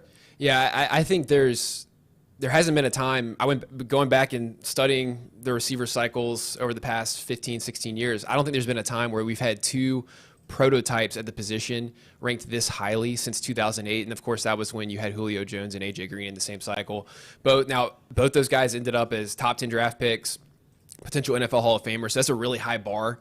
But I think drawing the parallel just kind of represents just the unique nature that we see with Jeremiah Smith and Cam Coleman at the top of this receiver class. And I think what makes them so unique is the fact that they are so skilled. In addition to being so big, like I said earlier, Jeremiah Smith 6'3", 215, NFL size right now. Cam Coleman is 6'3.5", 190, 33.5-inch arms, just elite length, and he has the biggest catch radius among this group. Plays even bigger than he is, and then to go with that, he's a guy that runs 4.4 on the lasers. So freaky athlete, and I think both those guys, just with their overall skill level, ability to run routes, ability to separate, ability to win at the catch point, there's really nothing they can't do. And I think what separates those two, similar to Julio and AJ, is these are two that not only project as number one receivers in college football, but they could potentially project as number one receivers for NFL teams, just with their physicality and overall skill sets. And in one area that makes them that makes this class, this cycle different maybe than 2008 is I think these guys have a lot of competition within this cycle. We had five-star receivers, Ryan Williams, TJ Moore, who signed with Clemson, and then Micah Hudson, who I think projects as a star at Texas Tech, all top 20 prospects for on three. And I think you could look at previous cycles where Ryan Williams, TJ Moore, Micah Hudson could challenge as the number one receiver in past cycles. So these guys have a ton of ability. Ryan Williams, the top deep threat in the cycle, fantastic athlete who we touched on earlier. TJ Moore, I think, has a skill level that is really only rivaled by Jeremiah Smith. And then Micah Hudson's a dynamic playmaker. So, guys, I think this is, in my years of doing this, the best receiver class that I've personally evaluated. And I expect a lot of these guys to be making plays maybe as early as September. So, Charles, how do you factor in a Ryan Williams that reclassifies, he's bona fide number one wide receiver in the 2025 class, reclassifies up to 2024, but he does it in mid-December. So how, when you're watching Jeremiah Smith, you're watching Cam Coleman, and then all of a sudden Ryan Williams is thrusted into the class, how does that work in the rankings? Yeah, fortunately in this case, we've had a lot of exposure to Ryan Williams. I've seen Ryan Williams in person, I think, 4 or 5 times, have a really good grip on him as a prospect. I think the biggest thing when we see guys reclassify is they have a lot more competition when they level up. And Ryan Williams goes from the number one receiver, a top 3 prospect in 2025, to a top 10 prospect, which is certainly nothing to scoff at. We're projecting him as a top 10 pick essentially. So I think that speaks a lot to his ability and the body of work that he put together over the past 2 years at Saraland High School. But it's an interesting conversation, and honestly, reclassifications are one of the more challenging things that we deal with from a rankings perspective. And Ryan Williams and Cam Coleman are both very young. Like Cam Coleman is another one who could have been in the 2025 cycle, which is it's crazy to think about how good these guys are this young. And Ryan Williams is one who, fortunately, we were able to see him, in the national all-star setting. But he's a guy who, really, there's just not a lot of questions about him. He's proven against, at a high level of competition in high school, has done it in the all-star setting. He's a gamer. He shows up and dominates in every setting. So he's a guy that, I think there's much less doubt about how good Ryan Williams is than prior, reclassifications, situations like that we've had to sort through. So I feel really good about our eval of Ryan Williams, and this is going to be a really fun receiver group to track over the next 3-4 years. And Charles, we've obviously talked about Cam Coleman and Jeremiah Smith, but someone you just mentioned there, TJ Moore. Like I watched that All-Star game. It felt like TJ Moore pretty much did whatever he wanted. The Clemson commit. I'm sure they're happy to have him headed to Death Valley. What can you make about him? Maybe how he factors into this class as a whole with just an absolutely filthy receiver class in 2024. Yeah, Yeah, TJ Moore is the guy who's kind of probably the one who deserves, I think, some shine. A guy who probably has not had the national attention of some of these others because he was a bit of a late riser. But when you take a step back and look at his overall body of work, the overall profile, what he's done the last few years at Tampa Catholic High School, it is really hard to deny him being a 5-star prospect. And he's a guy who I think, like I said in previous cycles, would have maybe been the number 1 receiver. Wow. He had a fantastic, just phenomenal showing at the All-American Bowl. I think he had the best, most consistent hands and arguably the best ball skills, right behind Cam Coleman that we saw from any of the receivers. And also, guys, a fantastic route runner. He's got projectable size, 6'2.5", 195. A guy who can drop his weight, change directions. My comp for him, from an NFL perspective, is like a Devontae Adams type. Okay. He's a technician who wins at every level, and also a good athlete. He's probably not quite the athlete of the top 3, but a very good athlete in his own right, and a guy who's just really functional and he can win at all levels. So, and like you said, JD, if you turned on that game, the All-American Bowl that Saturday, this guy was making plays all over the field. I think he had like 11 catches for close to 200 yards. So numbers. He is a really tough cover, and I think he's going to be a big-time player for Clemson, and is like the clear headliner at receiver in that class for them. Without question. I mean, looking at this receiver crop, how surprised would you be, going back to those top 2 cats in Jeremiah Smith and Cam Coleman, if we didn't see them both playing early and often, like starting kind of roles at their respective schools at Ohio State and Auburn? I think it's a matter of time. Now, obviously, there's a lot of factors that go into that, right? It's sure. Like, getting down with the offense, like understanding all the route concepts they're running.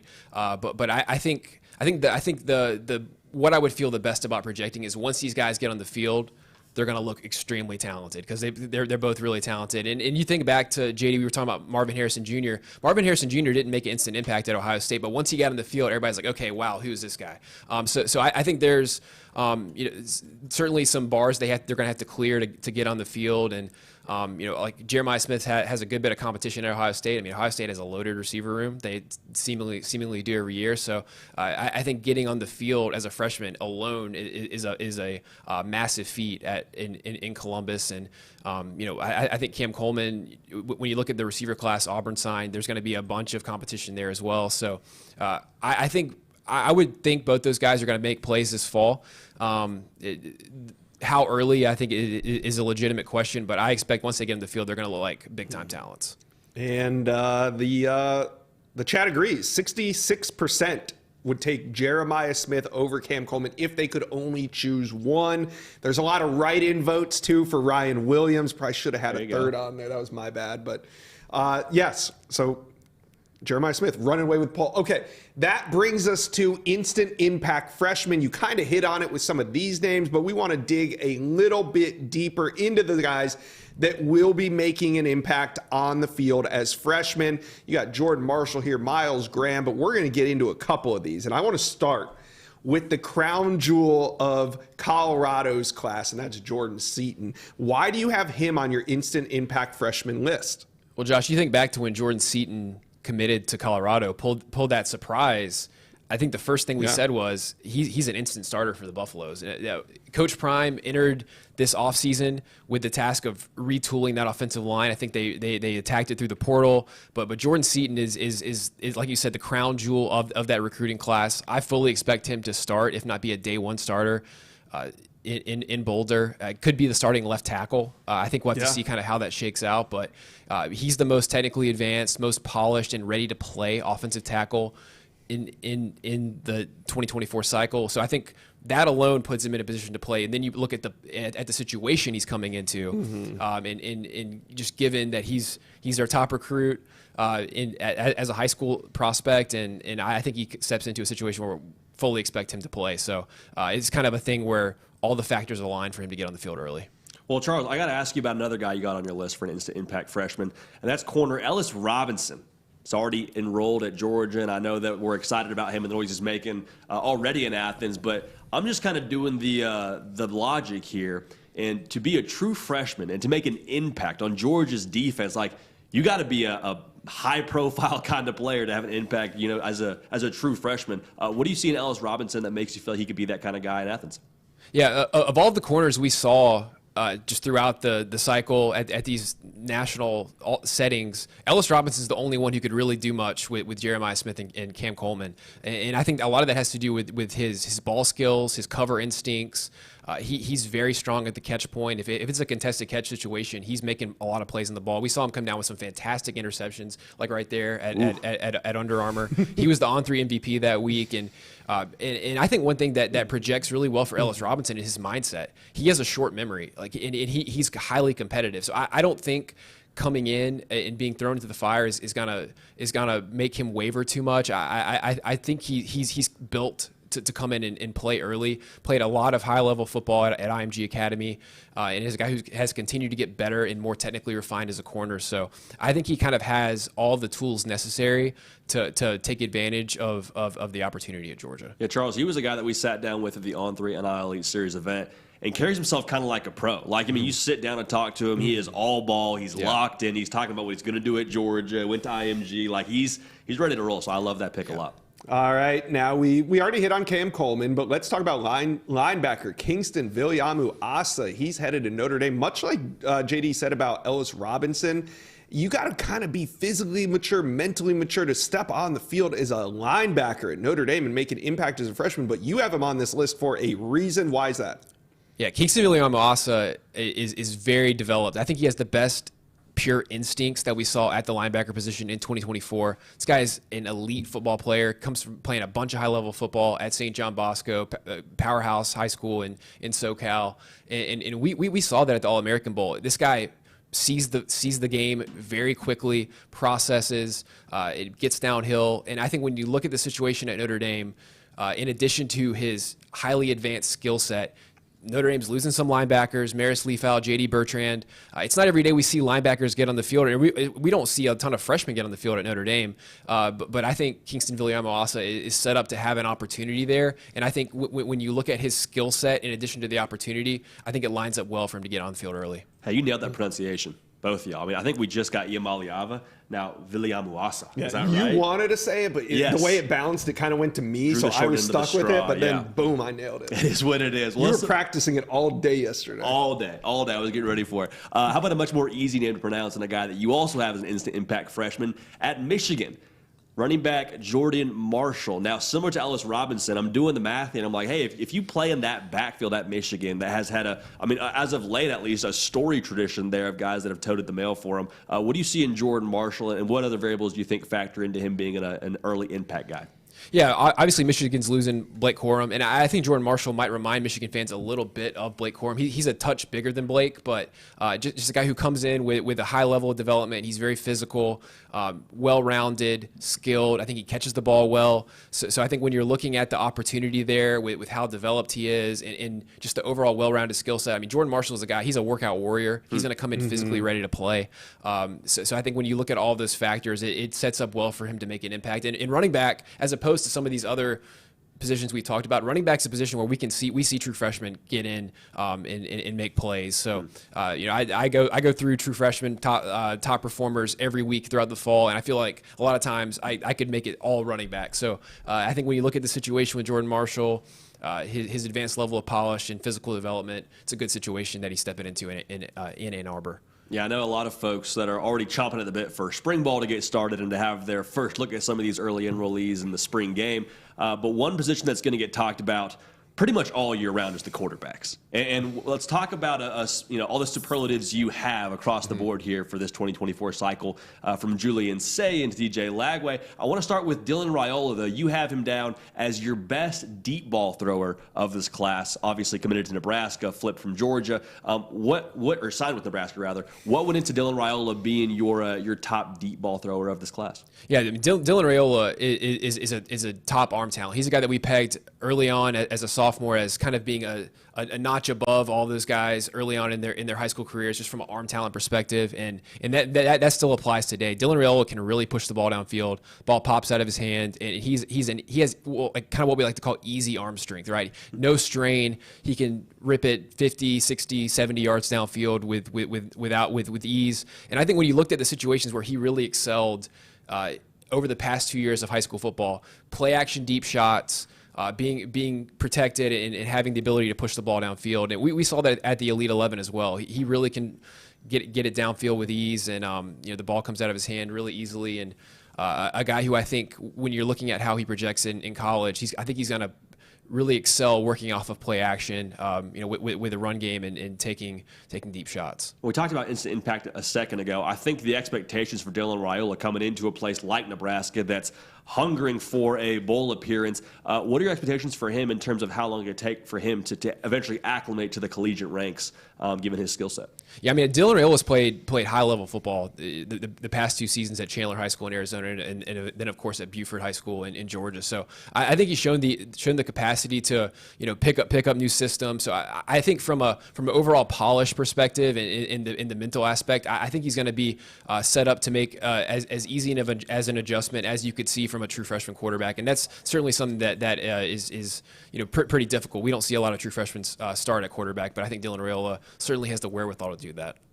Awesome, man. Well, I mean, that's kind of perfect timing, because as we're talking through the future of Nebraska football, we got the present dominator of the coverage of Nebraska football from Husker Online, Sean Callahan. Sean, happy National Signing Day. Your quarterback of the future, Dylan Raiola, is already on campus in Lincoln, but just kind of tell us your early impressions of this class and Matt Rule now going into year 2. Yeah, the hay is obviously in the barn for the most part. I think they're going to have one true signee today they add, and then a number of walk-on type additions. But I think the real story, we'll hear from Matt Rule today around 3 o'clock Central Time. Almost more of a kind of updated, where are things at with this program. 17 high school freshmen are already here. 6 transfer players are already on campus. So 23 new players have already arrived. And that's what happens when you have these early signing days now in December. A lot of these prospects, have pushed things up, or they graduate early, they get here early. So it's going to make spring really exciting. I would not be surprised if the red-white spring game here in Lincoln on April 27th pushes a sellout, mainly because of a lot of people are curious about a player like Dylan Raiola. Man, it's going to be an unbelievable spring out there. And what are your realistic expectations? Like, we know that the QB carousel has been spinning at Nebraska for the last year and a half, 2 years, but is Dylan Raiola truly expected to come in and compete for a starting position this spring? Yeah, I think he is. There were Vegas odds put out, he'd be the overwhelming favorite to be the guy. I mean, Daniel Kalen is here as an Elite 11 freshman as well. But, obviously Raiola possesses just better physical tools right now with where he's at. And then Heinrich Harburg does return, who started 8 games last year. He won 5 games. He was the winner in all 5 of the other games Nebraska won a year ago. So he'll have to beat out a guy like Harburg. But I think that's very doable at this point because, Harburg just, he's.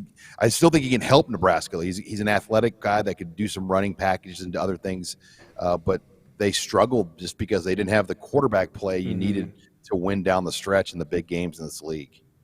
And Sean, Dylan Raiola is obviously the crown jewel of this class, but who are some other guys within this top 25 class that kind of get you excited about the direction of Nebraska under Matt Rule? Well, you start with Gardner Nelson. I was out at the Polynesian Bowl in Honolulu for the entire week, and just seeing him in that setting, he looked incredible for a kid that played 8-man football. Unfortunately, he's not here for the spring. He'll take part in track. He's finishing up high school basketball. His father is actually the track and the basketball coach at Ainsworth High School here. So he's going to finish his last school year up with his family. But really excited about him. Grant Bricks, number 1 player in Iowa, just a massive human being, big body. They really brought in, I think, a nice offensive line class led by Grant Bricks, but Preston Taumua, the number 1 player arguably in the state of Hawaii, joins his class, and he was at that Polynesian Bowl and really looked good, I thought, throughout the week of practice. They went heavy on the defensive back numbers. Maybe the biggest defensive back class in terms of size Nebraska's ever signed. But when you run a 3-3-5 defense, 5 of your 11 players are in the defensive backfield. When you have that rover position in there, it's kind of like a hybrid safety linebacker. So they did really go heavy in that. And that group would be led by Mario Buford, who is the brother of Marquise Buford, who's already current Husker player. Sean, The addition of Raiola was obviously big for momentum, but I want to talk about 2025. And Nebraska finishes the 24 class ranked number 24 in the country, respectable, especially with the addition of Dylan Raiola. But there seems to be a little bit more buzz going on. Are the expectations raised a little bit for 2025 recruiting? I mean, is a top 20 class a necessity for Nebraska? Yeah, it's just so hard to gauge with numbers and how the numbers will fall. But I think they've got 8 in-state offers out right now. That's a lot for this time of year in a state like Nebraska. So where does it start with those in-state players? There's 2 4-stars in Nebraska. Chase Lofton, a tight end at Millard South, who's got a number of Power 5 offers, and Christian Jones, a linebacker at Omaha Westside. Those would be their top local priorities. Nobody has truly emerged as the quarterback for 2025. Alex Mansky was that guy from Algona, Iowa. He announced his pledge to Iowa State this past week. And, I think Mansky, that's an example of Raiola probably scaring off a guy. Mansky, I think, was really high on Nebraska, but then Raiola coming in, I think it's probably changed his thought process, and he'll play for Iowa State next year, which is right near his home in Algona, Iowa. But you saw them part ways with a receiver yesterday, CJ Simon, and he announced it as a decommitment. But I look at it as more Nebraska just said, hey, it might be better just to reopen things back up because they're going to be in on better receivers than him with Dylan Raiola. And, they can only take 3 or 4. And that if Raiola has a good freshman year, throws it around well, there's going to be a lot of receivers that want to play. That's why Jamal Banks from Wake Forest picked Nebraska over Michigan and Notre Dame, Wisconsin, and others, because he has seen Raiola throw, and he wants to be a part of the offense with Raiola. Isaiah Nayor from Texas, same reason. So they will, I think, be able to find some really good receivers in this class, especially as things move forward with Raiola. All right, Sean, well, all eyes will be on Lincoln, Nebraska this spring. QB battle for the ages. Husker Online, you guys do an incredible job of not only covering recruiting, but the team as well. You guys go check them out. Sean Callahan with Husker Online, thank you for joining our signing day show. Thanks, gentlemen. Have a good one. Absolutely. I appreciate you. Hey, Sean Callahan joins the number spike. It's just a formula that is tales old as time. It's the Nebraska stimulus package to the show. Hey, you think Raiola goes live for the spring game? Last year in the spring game, Matt Rule made the quarterbacks live, I believe. I think it was all of them. I think it was all the quarterbacks, not one yellow or green non-contact jersey in sight. You think we could put Raiola out there and go full contact in the spring game?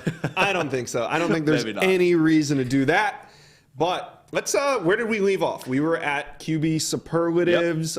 We just talked Dylan Raiola. Best senior year, we kind of hit on this already, was DJ Lagway. So Charles, what was it about his senior year that you need to see? Because the numbers were mind-blowing, the highlights were mind-blowing. Was it just kind of like you just need to check the box? It was a matter of time before you saw this?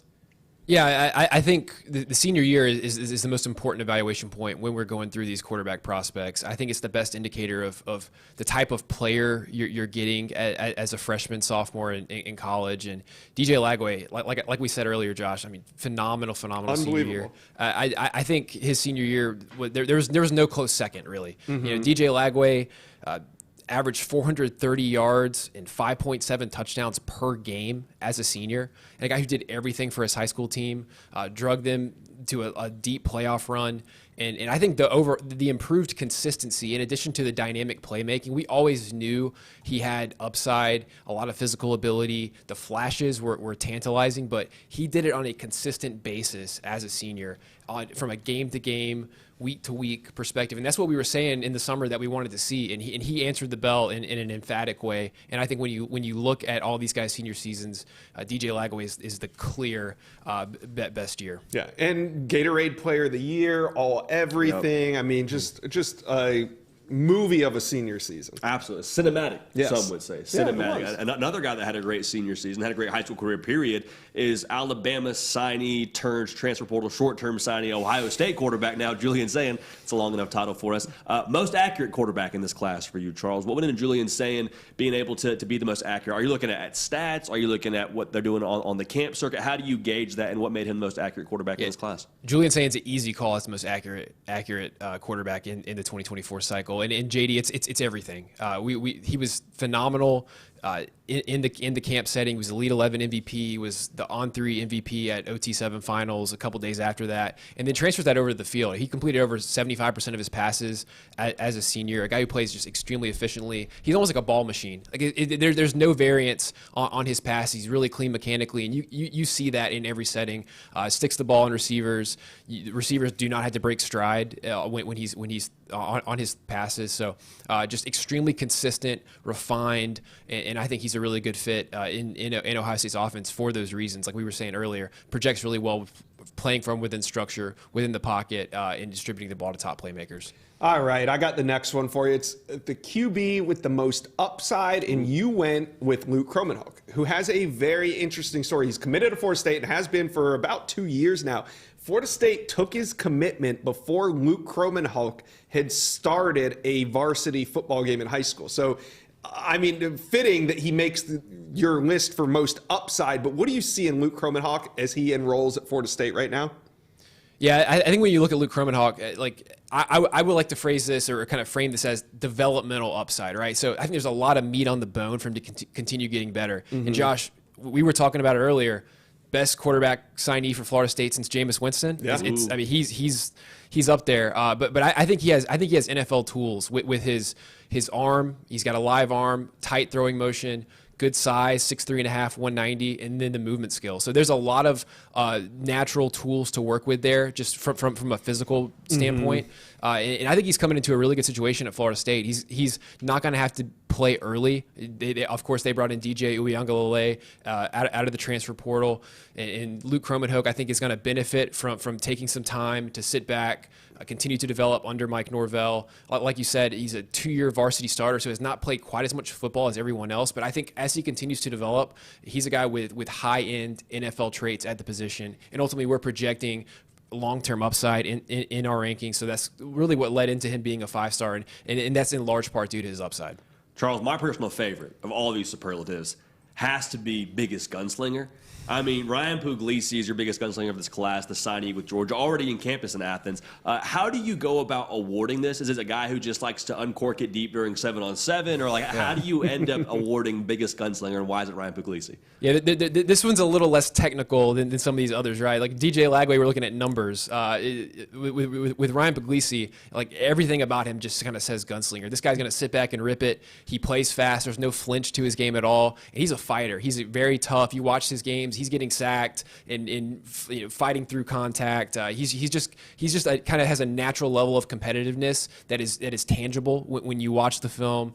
And I think JD I know y'all's time spending time with him at the On3 NIL Summit. There's a lot of. I think he just kind of oozes that mentality. So I think it shows up on the film as well. So. That wasn't a hard call, and even when you watch it, Ryan Puglisi in camp settings, he's throwing 5 yards out 5 yard outs as hard as possible. Like there's smoke coming off the ball. So he's a guy who I think is certainly kind of built for any kind of competitive setting. No, he's a guy that, like you said, we sat down with like intense as it gets, and this was at a point in time where Dylan Raiola was still committed to Georgia, and everyone's watching him and saying, is he going to stick with Georgia? Is he going to look somewhere else? And he steered the conversation away from NIL questions into, I'm staying at Georgia. We thought we were going to get. We thought we were. It was interesting because Dylan Raiola had committed to Georgia 4, 5, 6 days before the NIL Elite event here in Nashville. And when we sat down with Ryan Puglisi, I mean, we thought that we were going to maybe get into like a talk about what other schools or maybe some visits upcoming. And boy, he did not flinch. He took every question head on. He answered every single one. He didn't waver. And obviously, I mean, in the end, he's the one that's still standing. Dylan Raiola is off to Nebraska, and it only cements his legacy as this QB that Georgia fans are going to rally around when it's his time. And he's already shown the ability that, hey, he's not afraid of competition. Like Raiola jumped in that class with them. He could have jumped out, could have had other suitors, could have gone to a place of less resistance.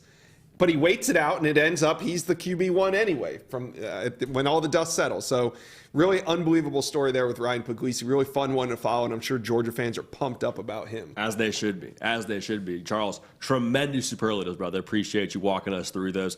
Hey, Josh, what do you say we take a quick look at where these industry team recruiting rankings Yeah, sit let's right reset now? it all. I know Let's a lot take of look people here. are just now jumping in the chat, and of course the Dogs still on top. Not a lot of movement today. Today is a day of reflection. Now, it would have been movement had Terry Bussey flipped his commitment to LSU. I think we've seen LSU jump at least one spot, maybe two, maybe into that top 5. That was kind of the action of the day that I was looking for. But hey, I'm sure a lot of these fans are just happy with the placement of your team. Oregon fans are happy. Miami fans are happy. I mean, Auburn, unbelievable recruiting class. Oklahoma with the D-line class that they built. Florida, if you counted the Gators out on National Signing Day 1.0, you missed out because they moved up 6 spots from the December signing day to the February signing day, and they currently in the top 10. Billy Napier, boy, did he need that class. Let's shift over to the 11 through 25. You got Notre Dame, Florida State, Tennessee, Clemson. Now, I didn't think, as odd as this sounds, well, I guess Michigan had a shot if they could have landed Gatlin Bear, but really once Jim Harbaugh bolted for the NFL, Gatlin Bear was a shoe-in for Oregon. But I thought Notre Dame, Florida State, Tennessee, Clemson, I thought they all had a shot to maybe make it into the top 10. But it was the Florida Gators with that addition of Jameer Grimsley and DeAndre Robinson that cemented them into the top 10. Billy Napier gets his top 10 class. Really impressive. Then you go down, Texas A&M makes a move holding on to Terry Bussey. They probably would have slipped a little bit. 18 is USC, South Carolina, Ole Miss, and then you got the Kentucky Wildcats down there at 25, rounding out our top 25. Yeah, Josh, a lot of SEC schools, not just in that top 10, but even in that second page of the graph from 11 to 25, you got Missouri hanging in the top 25. You got A&M. You got Kentucky with Mark Stoops and company. I mean, just a gritty kind of operation out there, another developmental school. I mean, in the SEC, it really is consistently a talent acquisition kind of league, and those schools continue to crush it. It doesn't stop. I mean, you got the top 3. Aspect. You got the top 3. Well, Ohio State's in there now, but it's generally speaking, it could be with Texas now in the SEC as well. I mean, you could see an SEC sweep of the top 3 nearly every year. Ohio State, though, they're going to have something to do with that. And then you got teams like Oregon and Miami being able to jump up in there in the top 5 and land some really impressive prospects. Fun day, fun cycle, fun. We got a couple more things we want to cover. Yeah. I want to ask you one more time, Josh, about the rankings. Who's not getting enough love? Because there's 25 that we're looking over there, especially in that top 10. It's easy for us to kind of just go rapid fire and kind of unpack the headlines. Who do you think of this top 10? We'll just start there or hang in there. Who needs a little bit more recognition for the work they've done this recruiting cycle? I think Oklahoma, because they get Sam Arnold the year before, right? He's like the big centerpiece, so you're not pursuing a 5-star. You're not realistically going to land another 5-star quarterback if you're Oklahoma. So what did they need to do? They need to load up on offensive and defensive linemen, and they did that. And we're going to get into some of the best classes, and I know we don't have Oklahoma as the best edge D-line class, but Charles, how close was Oklahoma's defensive line class from being considered one of the best? We're going to get into who you have as the best, but talk about Oklahoma's D-line class. Yeah, I mean, I think Brent Venables has done a fantastic job building up the trenches in his first couple years in Norman, and yeah, they signed another great group in 2024. Obviously, the headliners David Stone, but Nigel Smith, Danny Okoye, a prospect that On Three is higher on in the industry, Jaden Jackson. So those guys, I think, all bring a level of development, upside. You know, David Stone is just an extremely polished defensive lineman, violent interior pass rusher, has a bunch of moves, plus length. He's a 5-star plus prospect for a reason, and was really good in all of the settings we saw him. And then Danny Okoye is a really interesting prospect. Guys, he played for a homeschool team, but so you know we've had an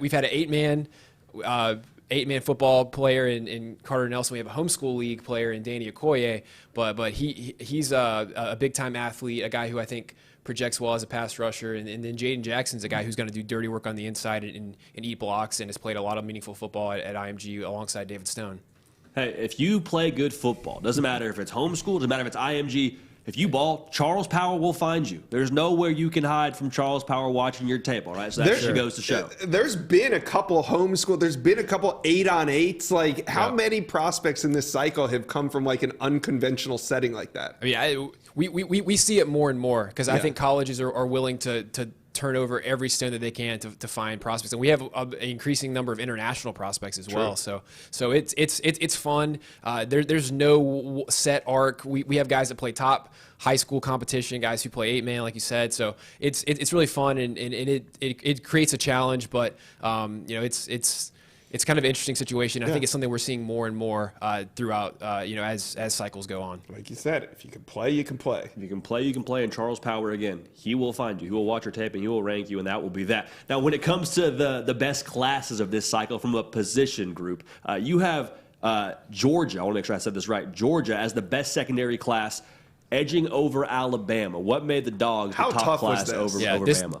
This one's a really tough call. Texas, right? You had to consider Texas too. There's so many schools that sign great secondary classes, and I think I would term Georgia and Alabama as kind of 1A, 1B. Georgia gets the nod here just off the sheer fact that they signed the number 1 corner in Ellis Robinson, the number 1 safety KJ Bolden, another 5-star corner for On3 and DeMello Jones. So that's just a fantastic trio of prospects, 3 5-star prospects in the secondary. I think all those guys certainly have the ability to start and be big-time playmakers in Athens, which that's a feat in itself. I think if you start at Georgia under Kirby Smart in the secondary, you're going to be a draft pick, if not a high draft pick. But Alabama, of course, I think had the top corner group with 3 corners in the top 50. Georgia and Alabama accounted for 5 of the top 6 corners in this cycle. So I think it's fitting in Nick Saban's final class. He and Kirby Smart are just mopping up the top corner prospects in the cycle. So really a great job by both those schools, and I think we're going to see a lot of those guys making plays in Athens and Tuscaloosa respectively. All right, let's talk about this D-line/edge class. You gave the edge to Miami. Ooh, nice. And we know Oklahoma had a heck of a class. There was a lot of really good classes, but that combo of Armando Blunt, Marquise Lightfoot, and Justin Scott is pretty unbelievable. Yeah, it's a great group, and like you said, Josh, these were big recruiting wins. Multiple flips, guys from out of the region. Think of Justin Scott and Marquise Lightfoot. How often do we see 2 5-star pass rushers, defensive linemen from Chicago going south to Miami? So interesting situation there, and I think both those guys are obviously big time talents. We touched on Marquise Lightfoot earlier, but Justin Scott is a unique mover on the interior, big time athlete, a guy who actually played running back a little bit for his high school. So he can roll at 6'4", 310. And Armando Blunt, the top defensive lineman, kind of front player in Miami, a local guy who reclassified like Ryan Williams. I think Armando Blunt's going to be the youngest prospect in this cycle. Just from an age perspective, is going to play his entire freshman season as a 17-year-old. So obviously a lot of upside there. And do not forget about Booker Pickett. Right. Booker Pickett, I like to term Booker Pickett as a sack artist. This guy is the most prolific pass rusher. Tell him how many sacks he had. I think over 75 in his high school career. I mean, he lives in the backfield, and he was one that we were really excited to see in the National All-Star setting at the Under Armour All-American game. He was fantastic, virtually unblockable. He's like a pure speed rusher right now. He's going to need to continue getting bigger to hold up against the run, but his level of first step quickness, bend, and just pass rushing nuance, really quick, violent hands. He's going to get after the quarterback, I think, pretty early in his career at Miami. And I think if you take a step back and you're Miami, and you have Ruben Bain had a fantastic true freshman year at Miami, a local guy, and then Jason Taylor, I think, is kind of emerging as a star recruiter, evaluator at the position. Of course, the Miami Dolphins, great. I think if you're if you're Mario Cristobal, you're taking a look around at this group you're bringing in. You're saying, okay, we got a stew going on the front here. Like we can really line up with anybody from an overall talent perspective on the defensive front and compete at the highest level. So I think that's been a big focus for him, and they certainly got it done in 2024. And it wasn't always pretty, right? Like there was a graphic up of one of their first visit weekends where they had all these top defensive linemen, and at one point in the early fall, all those defensive linemen committed to other programs. It was Colin Simmons, it was Justin Scott, the list. It was like literally 8 to 10 of their top targets on the defensive line. It looked like they missed on them all. but the persistence of this Miami football staff to put together this defensive line class, and it doesn't matter if they commit early. It doesn't make them any better if they commit early or if they commit right at the end. They're still 5 stars, and this Miami class is a credit to that coaching staff of not giving up after it looked like they were nearly whiffed on all of them. And we're seeing a trend here, too, with Miami. I mean, they continue to attack the trenches. Like I say this a lot on our show, you can't change where you're from if you're a coach, not just geographically. That's Mario. Like, it's in his DNA. Position standpoint, he is a guy that is from the trenches. And Francis Malgoa and Ruben Bain obviously being instant impact freshmen this season. Big people move small people. That's one of the laws of football. Another law of football, if you have a quarterback, you have a chance. And without question, the best quarterback class, according to Hugh Charles, is Ohio State, landing not just Julian Sain as a short-term signee, but also landing Aaron Noland. I mean, talk about how big that was to get both those guys and allow them to have another stacked quarterback room. Yeah, it's fairly rare that you see 2 blue chip quarterbacks ultimately sign in the same class. We were talking about it earlier, guys. Dylan Raiola, Ryan Puglisi were on track to do that. Obviously, Raiola commits and ultimately signs with Nebraska. But man, like I think with Julian Sain and Aaron Noland, you have 2 guys who are very accurate. I think good fits in the offense. Aaron Noland probably had the best junior season of all of these quarterbacks nationally. Didn't quite was banged up a little bit as a senior. Didn't have quite the senior year I think he would have hoped, but really showed what he could do as a senior, and certainly as a guy who is anything but an afterthought, kind of in the Ohio State quarterback room. And then of course Julian Sain. I mean, a big time transfer, short term signee. Movement there coming over from Alabama, but I think that's the clear top quarterback group when you consider 2 blue chip quarterbacks at the position, and that's something that is I think going to be increasingly rare to see in the modern landscape. Okay, we're going to talk best wide receiver class, but before I get into that, we got a little bit of news from On3's Hayes Fawcett. For the Alabama fans in the chat right now, I know you guys have been asking. Hayes Fawcett is reporting that Ryan Williams has signed. Now, Alabama has not officially announced it just yet, but Hayes is a pretty good source, and he is saying that Ryan Williams has signed. I think that was going to happen no matter what, but I know there was people asking, so I'm glad that we could deliver some news. All right, let's talk about that top wide receiver class. We see you gave it to Auburn. Who did it come down between? Was it Ohio State and Auburn, or who else was under consideration here? Yeah, I mean, I think Ohio State certainly is heavily in the mix with Jeremiah Smith. Mylan Graham is another one who's a top 75 type prospect. Clemson signed a great receiver duo as well with T.J. Moore, Bryant Wesco. But I think when you look at Auburn with the headliner and Cam Coleman, and then 3 more blue chip on 300 prospects at receiver, and really, guys, what really makes this unique is they're all from in-state. Yeah, you have Cam Coleman. Perry Thompson, a one-time Alabama commit who flipped to Auburn. Bryce Kane, a guy who kind of came on late, really came on the scene on the summer camp circuit, a new to football prospect, runs really well, and he had a great senior season. And then Malcolm Simmons, who was a fantastic athlete. So when you look at the 4 blue chip in-state prospects that Hugh Freeze was able to bring into Auburn, I think obviously they're looking to add playmakers on the outside, and I think they certainly did that in this class. Golly, well, that's kind of it, huh? I mean, that's sort of the closing of the book on 2024. I know you said 2025 is, waiting for you. I know you probably already started breaking down film for that 2025 class. But, Charles, appreciate you making some time today to unpack 2024 class with us, go through some superlatives, go through some of the best classes of this cycle. And we're excited to get in 2025 with you, man. Thanks again. Yeah, man. No sleep over here. No sleep. Team no sleep. A lot of caffeine, though. It's fun to kind of get the working process to hear Charles talk through it. Yeah, and I mean, the way that he breaks it down phase by phase and say, hey, this is what we value when it comes to the receiver position. This is why this guy was our most accurate quarterback, and so on and so forth. Really great insight there from Charles. Again, the best in the business. Doesn't really miss. Another guy who doesn't really miss, director of recruiting for us here at On3, Chad Simmons. Chad, happy National Signing Day. I know the hay's kind of in the barn for everyone across the country, but as one book closes, another chapter is already starting in 2025 as we look ahead. What are some of the things you're tracking early on in that 2025 cycle? Yeah, I mean, obviously, I think 4 of the top 6 already committed. I think maybe eight of the top 16 players in the On3 2025 industry rankings already committed. I think we're going to see more guys kind of hop on board earlier and earlier. I think now kind of the next thing that happens is really kids start to kind of cut that list down, set up those OVs for the spring and summer. We know a wild, busy summer in June and July, full of commitments, full of decisions. A lot of those guys want to commit before their senior season. So I think right now, guys will sit back in 2025, take that deep breath, communicate with some coaches this month. And I think March and April will be big for those lists being trimmed and then previewing those decisions in the summer.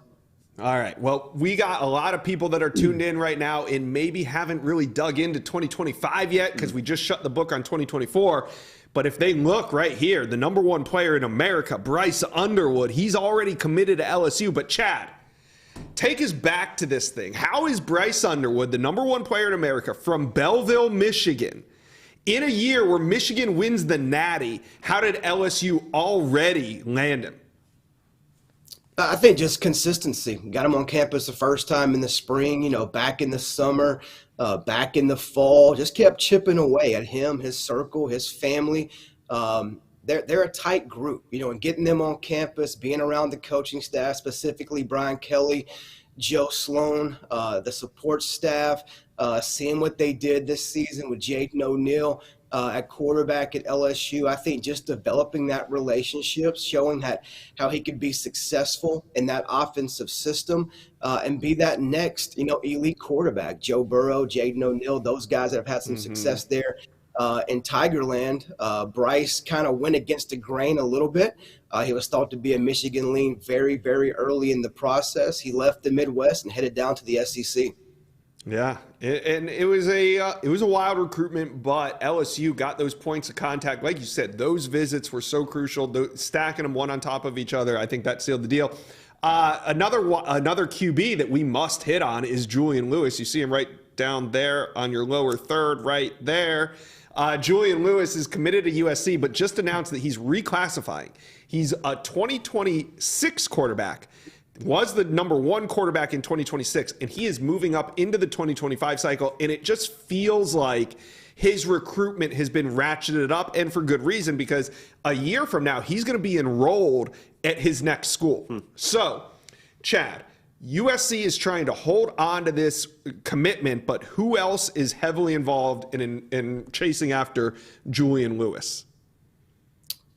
Yeah, Josh, we know Lincoln Riley will get his quarterback regardless if it's, Juju staying with USC or someone else in this 2025 cycle. But USC and Lincoln definitely has some work to do to hold on here to Lewis, one of the top prospects in the country, a highly touted quarterback, has been that guy with an X on his chest coming out of middle school, has lived up to all the hype.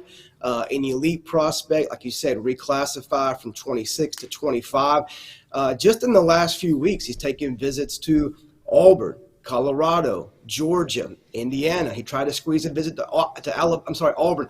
Tried to squeeze a visit to Alabama, and there didn't work out. I think you'll see him there likely early in the spring in March, back over in Tuscaloosa. I think if there is, one school that's considered the biggest threat right now to USC, you have to go to his home state school, the University of Georgia. He was back over there in Athens this past weekend, spent more time with Mike Bobo, the support staff at Georgia. Numerous players were in the meetings there showing Juju what Georgia football is all about, how the offensive scheme works under Mike Bobo, how he could potentially fit there at the University of Georgia.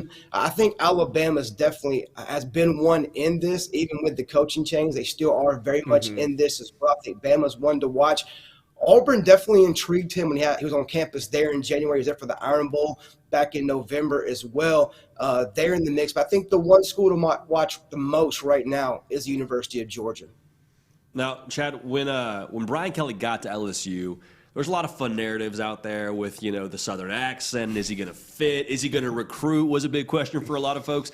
He has since squashed that narrative, especially with this 2025 class right now. Not one, not two, but three top players at their respective positions. Why is Brian Kelly and why is LSU so hot right now in this 2025 cycle?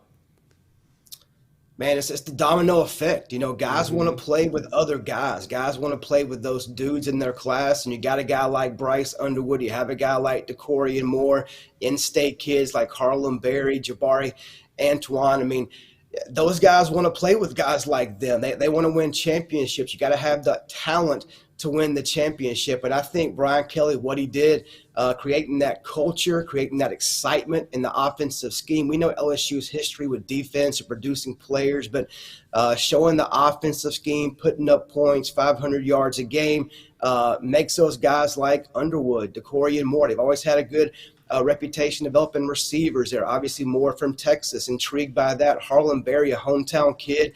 They've always had good running backs. He could be next in line. I think Kelly has come in, put his thumbprint on the program, built that culture in Baton Rouge. He's made the changes he felt needed on the coaching staff as well to put them in position to win and compete for national championships. All right, Chad, since we got you in the hot seat, I wanted to get a little intel out of you before we let you go. Boys, bring back in the player rankings real quick. All right, as you see, like Chad, you said it at the top, a lot of these guys already committed in the top 20, but there are a few big names. I'm just going to start with the big man himself, David Sanders, 5-star offensive tackle, our #1 offensive tackle in America. Who are the schools involved with him? Yeah, I think right now, Josh, he's really sitting back at home, starting to kind of cut that list out. I think you'll see in the coming weeks, David come out with an official, list, maybe 8, top 10, somewhere in that ballpark. Well, he'll take visits to in the spring. But if I had to put a few schools up there right now at or towards the top of his list going into those spring visits, I think Clemson, Georgia, and Tennessee are 3 schools that sit really high on that list for David Sanders right now. Okay. Now, how about moving down that list to Elijah Griffin? Now, I don't feel like Elijah Griffin's recruitment is as open as David Sanders is. Is it a matter of time till he's a dog? Yeah, I would like to think so. I mean, I put a prediction in on the On3 prediction machine for Georgia. I still feel pretty confident about that. You never know today in recruiting how things can change really quick, but I think Georgia, they offered him first before he even started high school. They built that relationship. He's an in-state kid down in Savannah. Him and his family know Trey Scott, Kirby Smart, Mike Bobo, Will Muschamp. They have so many connections and relationships there. He's been there 10-plus times to Athens. Yes, Clemson's involved. South Carolina's in the mix. He was at Florida in January, but right now Georgia's in that driver's seat. All right. Now, moving down the list a little bit, DJ Pickett. He's our #1 ranked safety, and things are heating up between him and LSU, mainly because Corey Raymond, who was recruiting him at the University of Florida, is now at LSU. Do the Tigers really have a shot at the #1 safety in America as well as the other #1s that we already went over? Yeah, I almost wanted you to add his name to that commitment list already, Josh, with Bryce and DeCorian and Harlem and Jabari over there we just saw a few minutes ago. But no, I do think he had an eye-opening visit to Baton Rouge just here recently. And like you said, Corey Raymond, that connection goes back to the last 18 months or so at the University of Florida. They've had some deep conversations, built that trust and relationship. Him getting on campus for a multi-day visit to LSU really opened his eyes, he said to me, really showed him that he could see himself in Baton Rouge playing for the LSU Tigers. I think coming out of that visit, I like where LSU sits now as the team to beat. I don't think he'll commit anytime soon. I think you'll see him take some OVs in the spring and summer. He was back at Oregon over the weekend as well. His mom went to Michigan. He has family in Michigan. I think Georgia is very much involved. You mentioned Charles did Booker Pickett. DJ Pickett, that Pickett name connected to Miami. His uncle played at Miami. He's cousins with Booker Pickett. So Miami's very much in the mix too. But I think LSU is kind of setting the pace now heading into the spring. All right, one more name I want to hit on. I'm going to skip over Zayden Walker because I think he's going to go to Georgia too. Let's talk wide receiver Jamie French. I think the people would want you to chime in on this one because he's fresh off that decommitment from Alabama. Well, it's about a month old now, but Jamie French has really been talking to a lot of programs. He hasn't narrowed his list down, but who do you think the main players are right now for Jamie French? You know, we've talked many times on your show, Josh, about Tier 1 and Tier 2. Which teams are in Tier 1? You know, I think there's two teams that have created a gap there at the top, and I think it starts with Ohio State. We know they love to recruit playmakers in the Sunshine State. You know, Jeremiah Smith, Carnell Tate, Brandon Ennis. They have Javon Boggs committed from Cocoa in 2025, and they love to add Jamie French, I think, to this class as well. And it goes back to Brian Hartline, his track record, his resume. It comes down to player development. I think right now, if one school has the edge, it is the Ohio State Buckeyes, followed closely by an in-state program, Florida State. He's been there over half a dozen times to Tallahassee. He was back there in January. He loves Ron Dugans. He loves Mike Norvell. Obviously, the proof's in the pudding of what Norvell is building and has created within the team, within the culture there, winning the ACC championship this past season. So I think right now it's a two-team battle at the top, with Ohio State having the edge over Florida State. Then you have plenty of other schools like Georgia, Miami, can't rule out Alabama, Tennessee's in the mix. The list goes on, but Ohio State and Florida State are right there at the top. All right, Chad Simmons with the Simmons Scoop on all things 2025. We're going to talk about it all cycle. Chad, you've been awesome for 2024. Can't wait for your coverage of 2025. Appreciate you joining us on our live signing day show. Appreciate you guys, man. God bless. Appreciate you. All right. That's the man right there. Yeah, and, you know, Chad has a ton of intel on five-star recruits, but he's not the only one at On3 with five-star intel. We have a new addition to the On3 Recruits channel, and that is Philip Dukes. He will have a show called The 5-Star Flex, where, guess what? He interviews five-star recruits. So that's going to be something that we look forward to all offseason. There is a video he's done with Jordan Perlott already on our channel. You guys can go check that out now, but a lot more to come from Philip Dukes. Really excited to have him a part of the On3 Recruits channel and On3 family. Yeah, another reason to be subscribed to the On3 Recruits channel. I mean, you got yourself with the Inside Scoop. You got 5-Star Flex. Like, it's recruiting all year round. Recruiting's already an all year round kind of thing. I don't care about dead periods or anything like that. That's all kind of and it overlaps too. Not only is it all year, but it also overlaps. So we've been covering 2025 very solidly for the last, I'd say, 5, 6, 7 weeks, and also 2024 at the same time. So it will be nice to finally shut the book on 24 and focus on 25. Another reason to be subscribed right here. Make sure you're dialed in. Josh, as we close the book on 2024, final thoughts. I mean, it could be a take. It could be a takeaway. I mean, just overall, your last statement you want to make on this 2024 cycle before we jump into the 2025 recruiting world. My first take is my last take. And when we started this cycle, JD, we had no idea what a short-term signee is. When we leave the cycle, we not only know what a short-term signee is, but it's going to be with us in perpetuity. It's here, and it's here to stay. Yeah. Well, for myself, JD Piquel, for Josh Newber, for Director of Recruiting, Chad Simmons, Director of Scouting and Rankings, Charles Power, thank you for being tuned in. Again, make sure you subscribe before you get out of here. Recruiting is a year-round thing. We will see y'all in the 2025 cycle.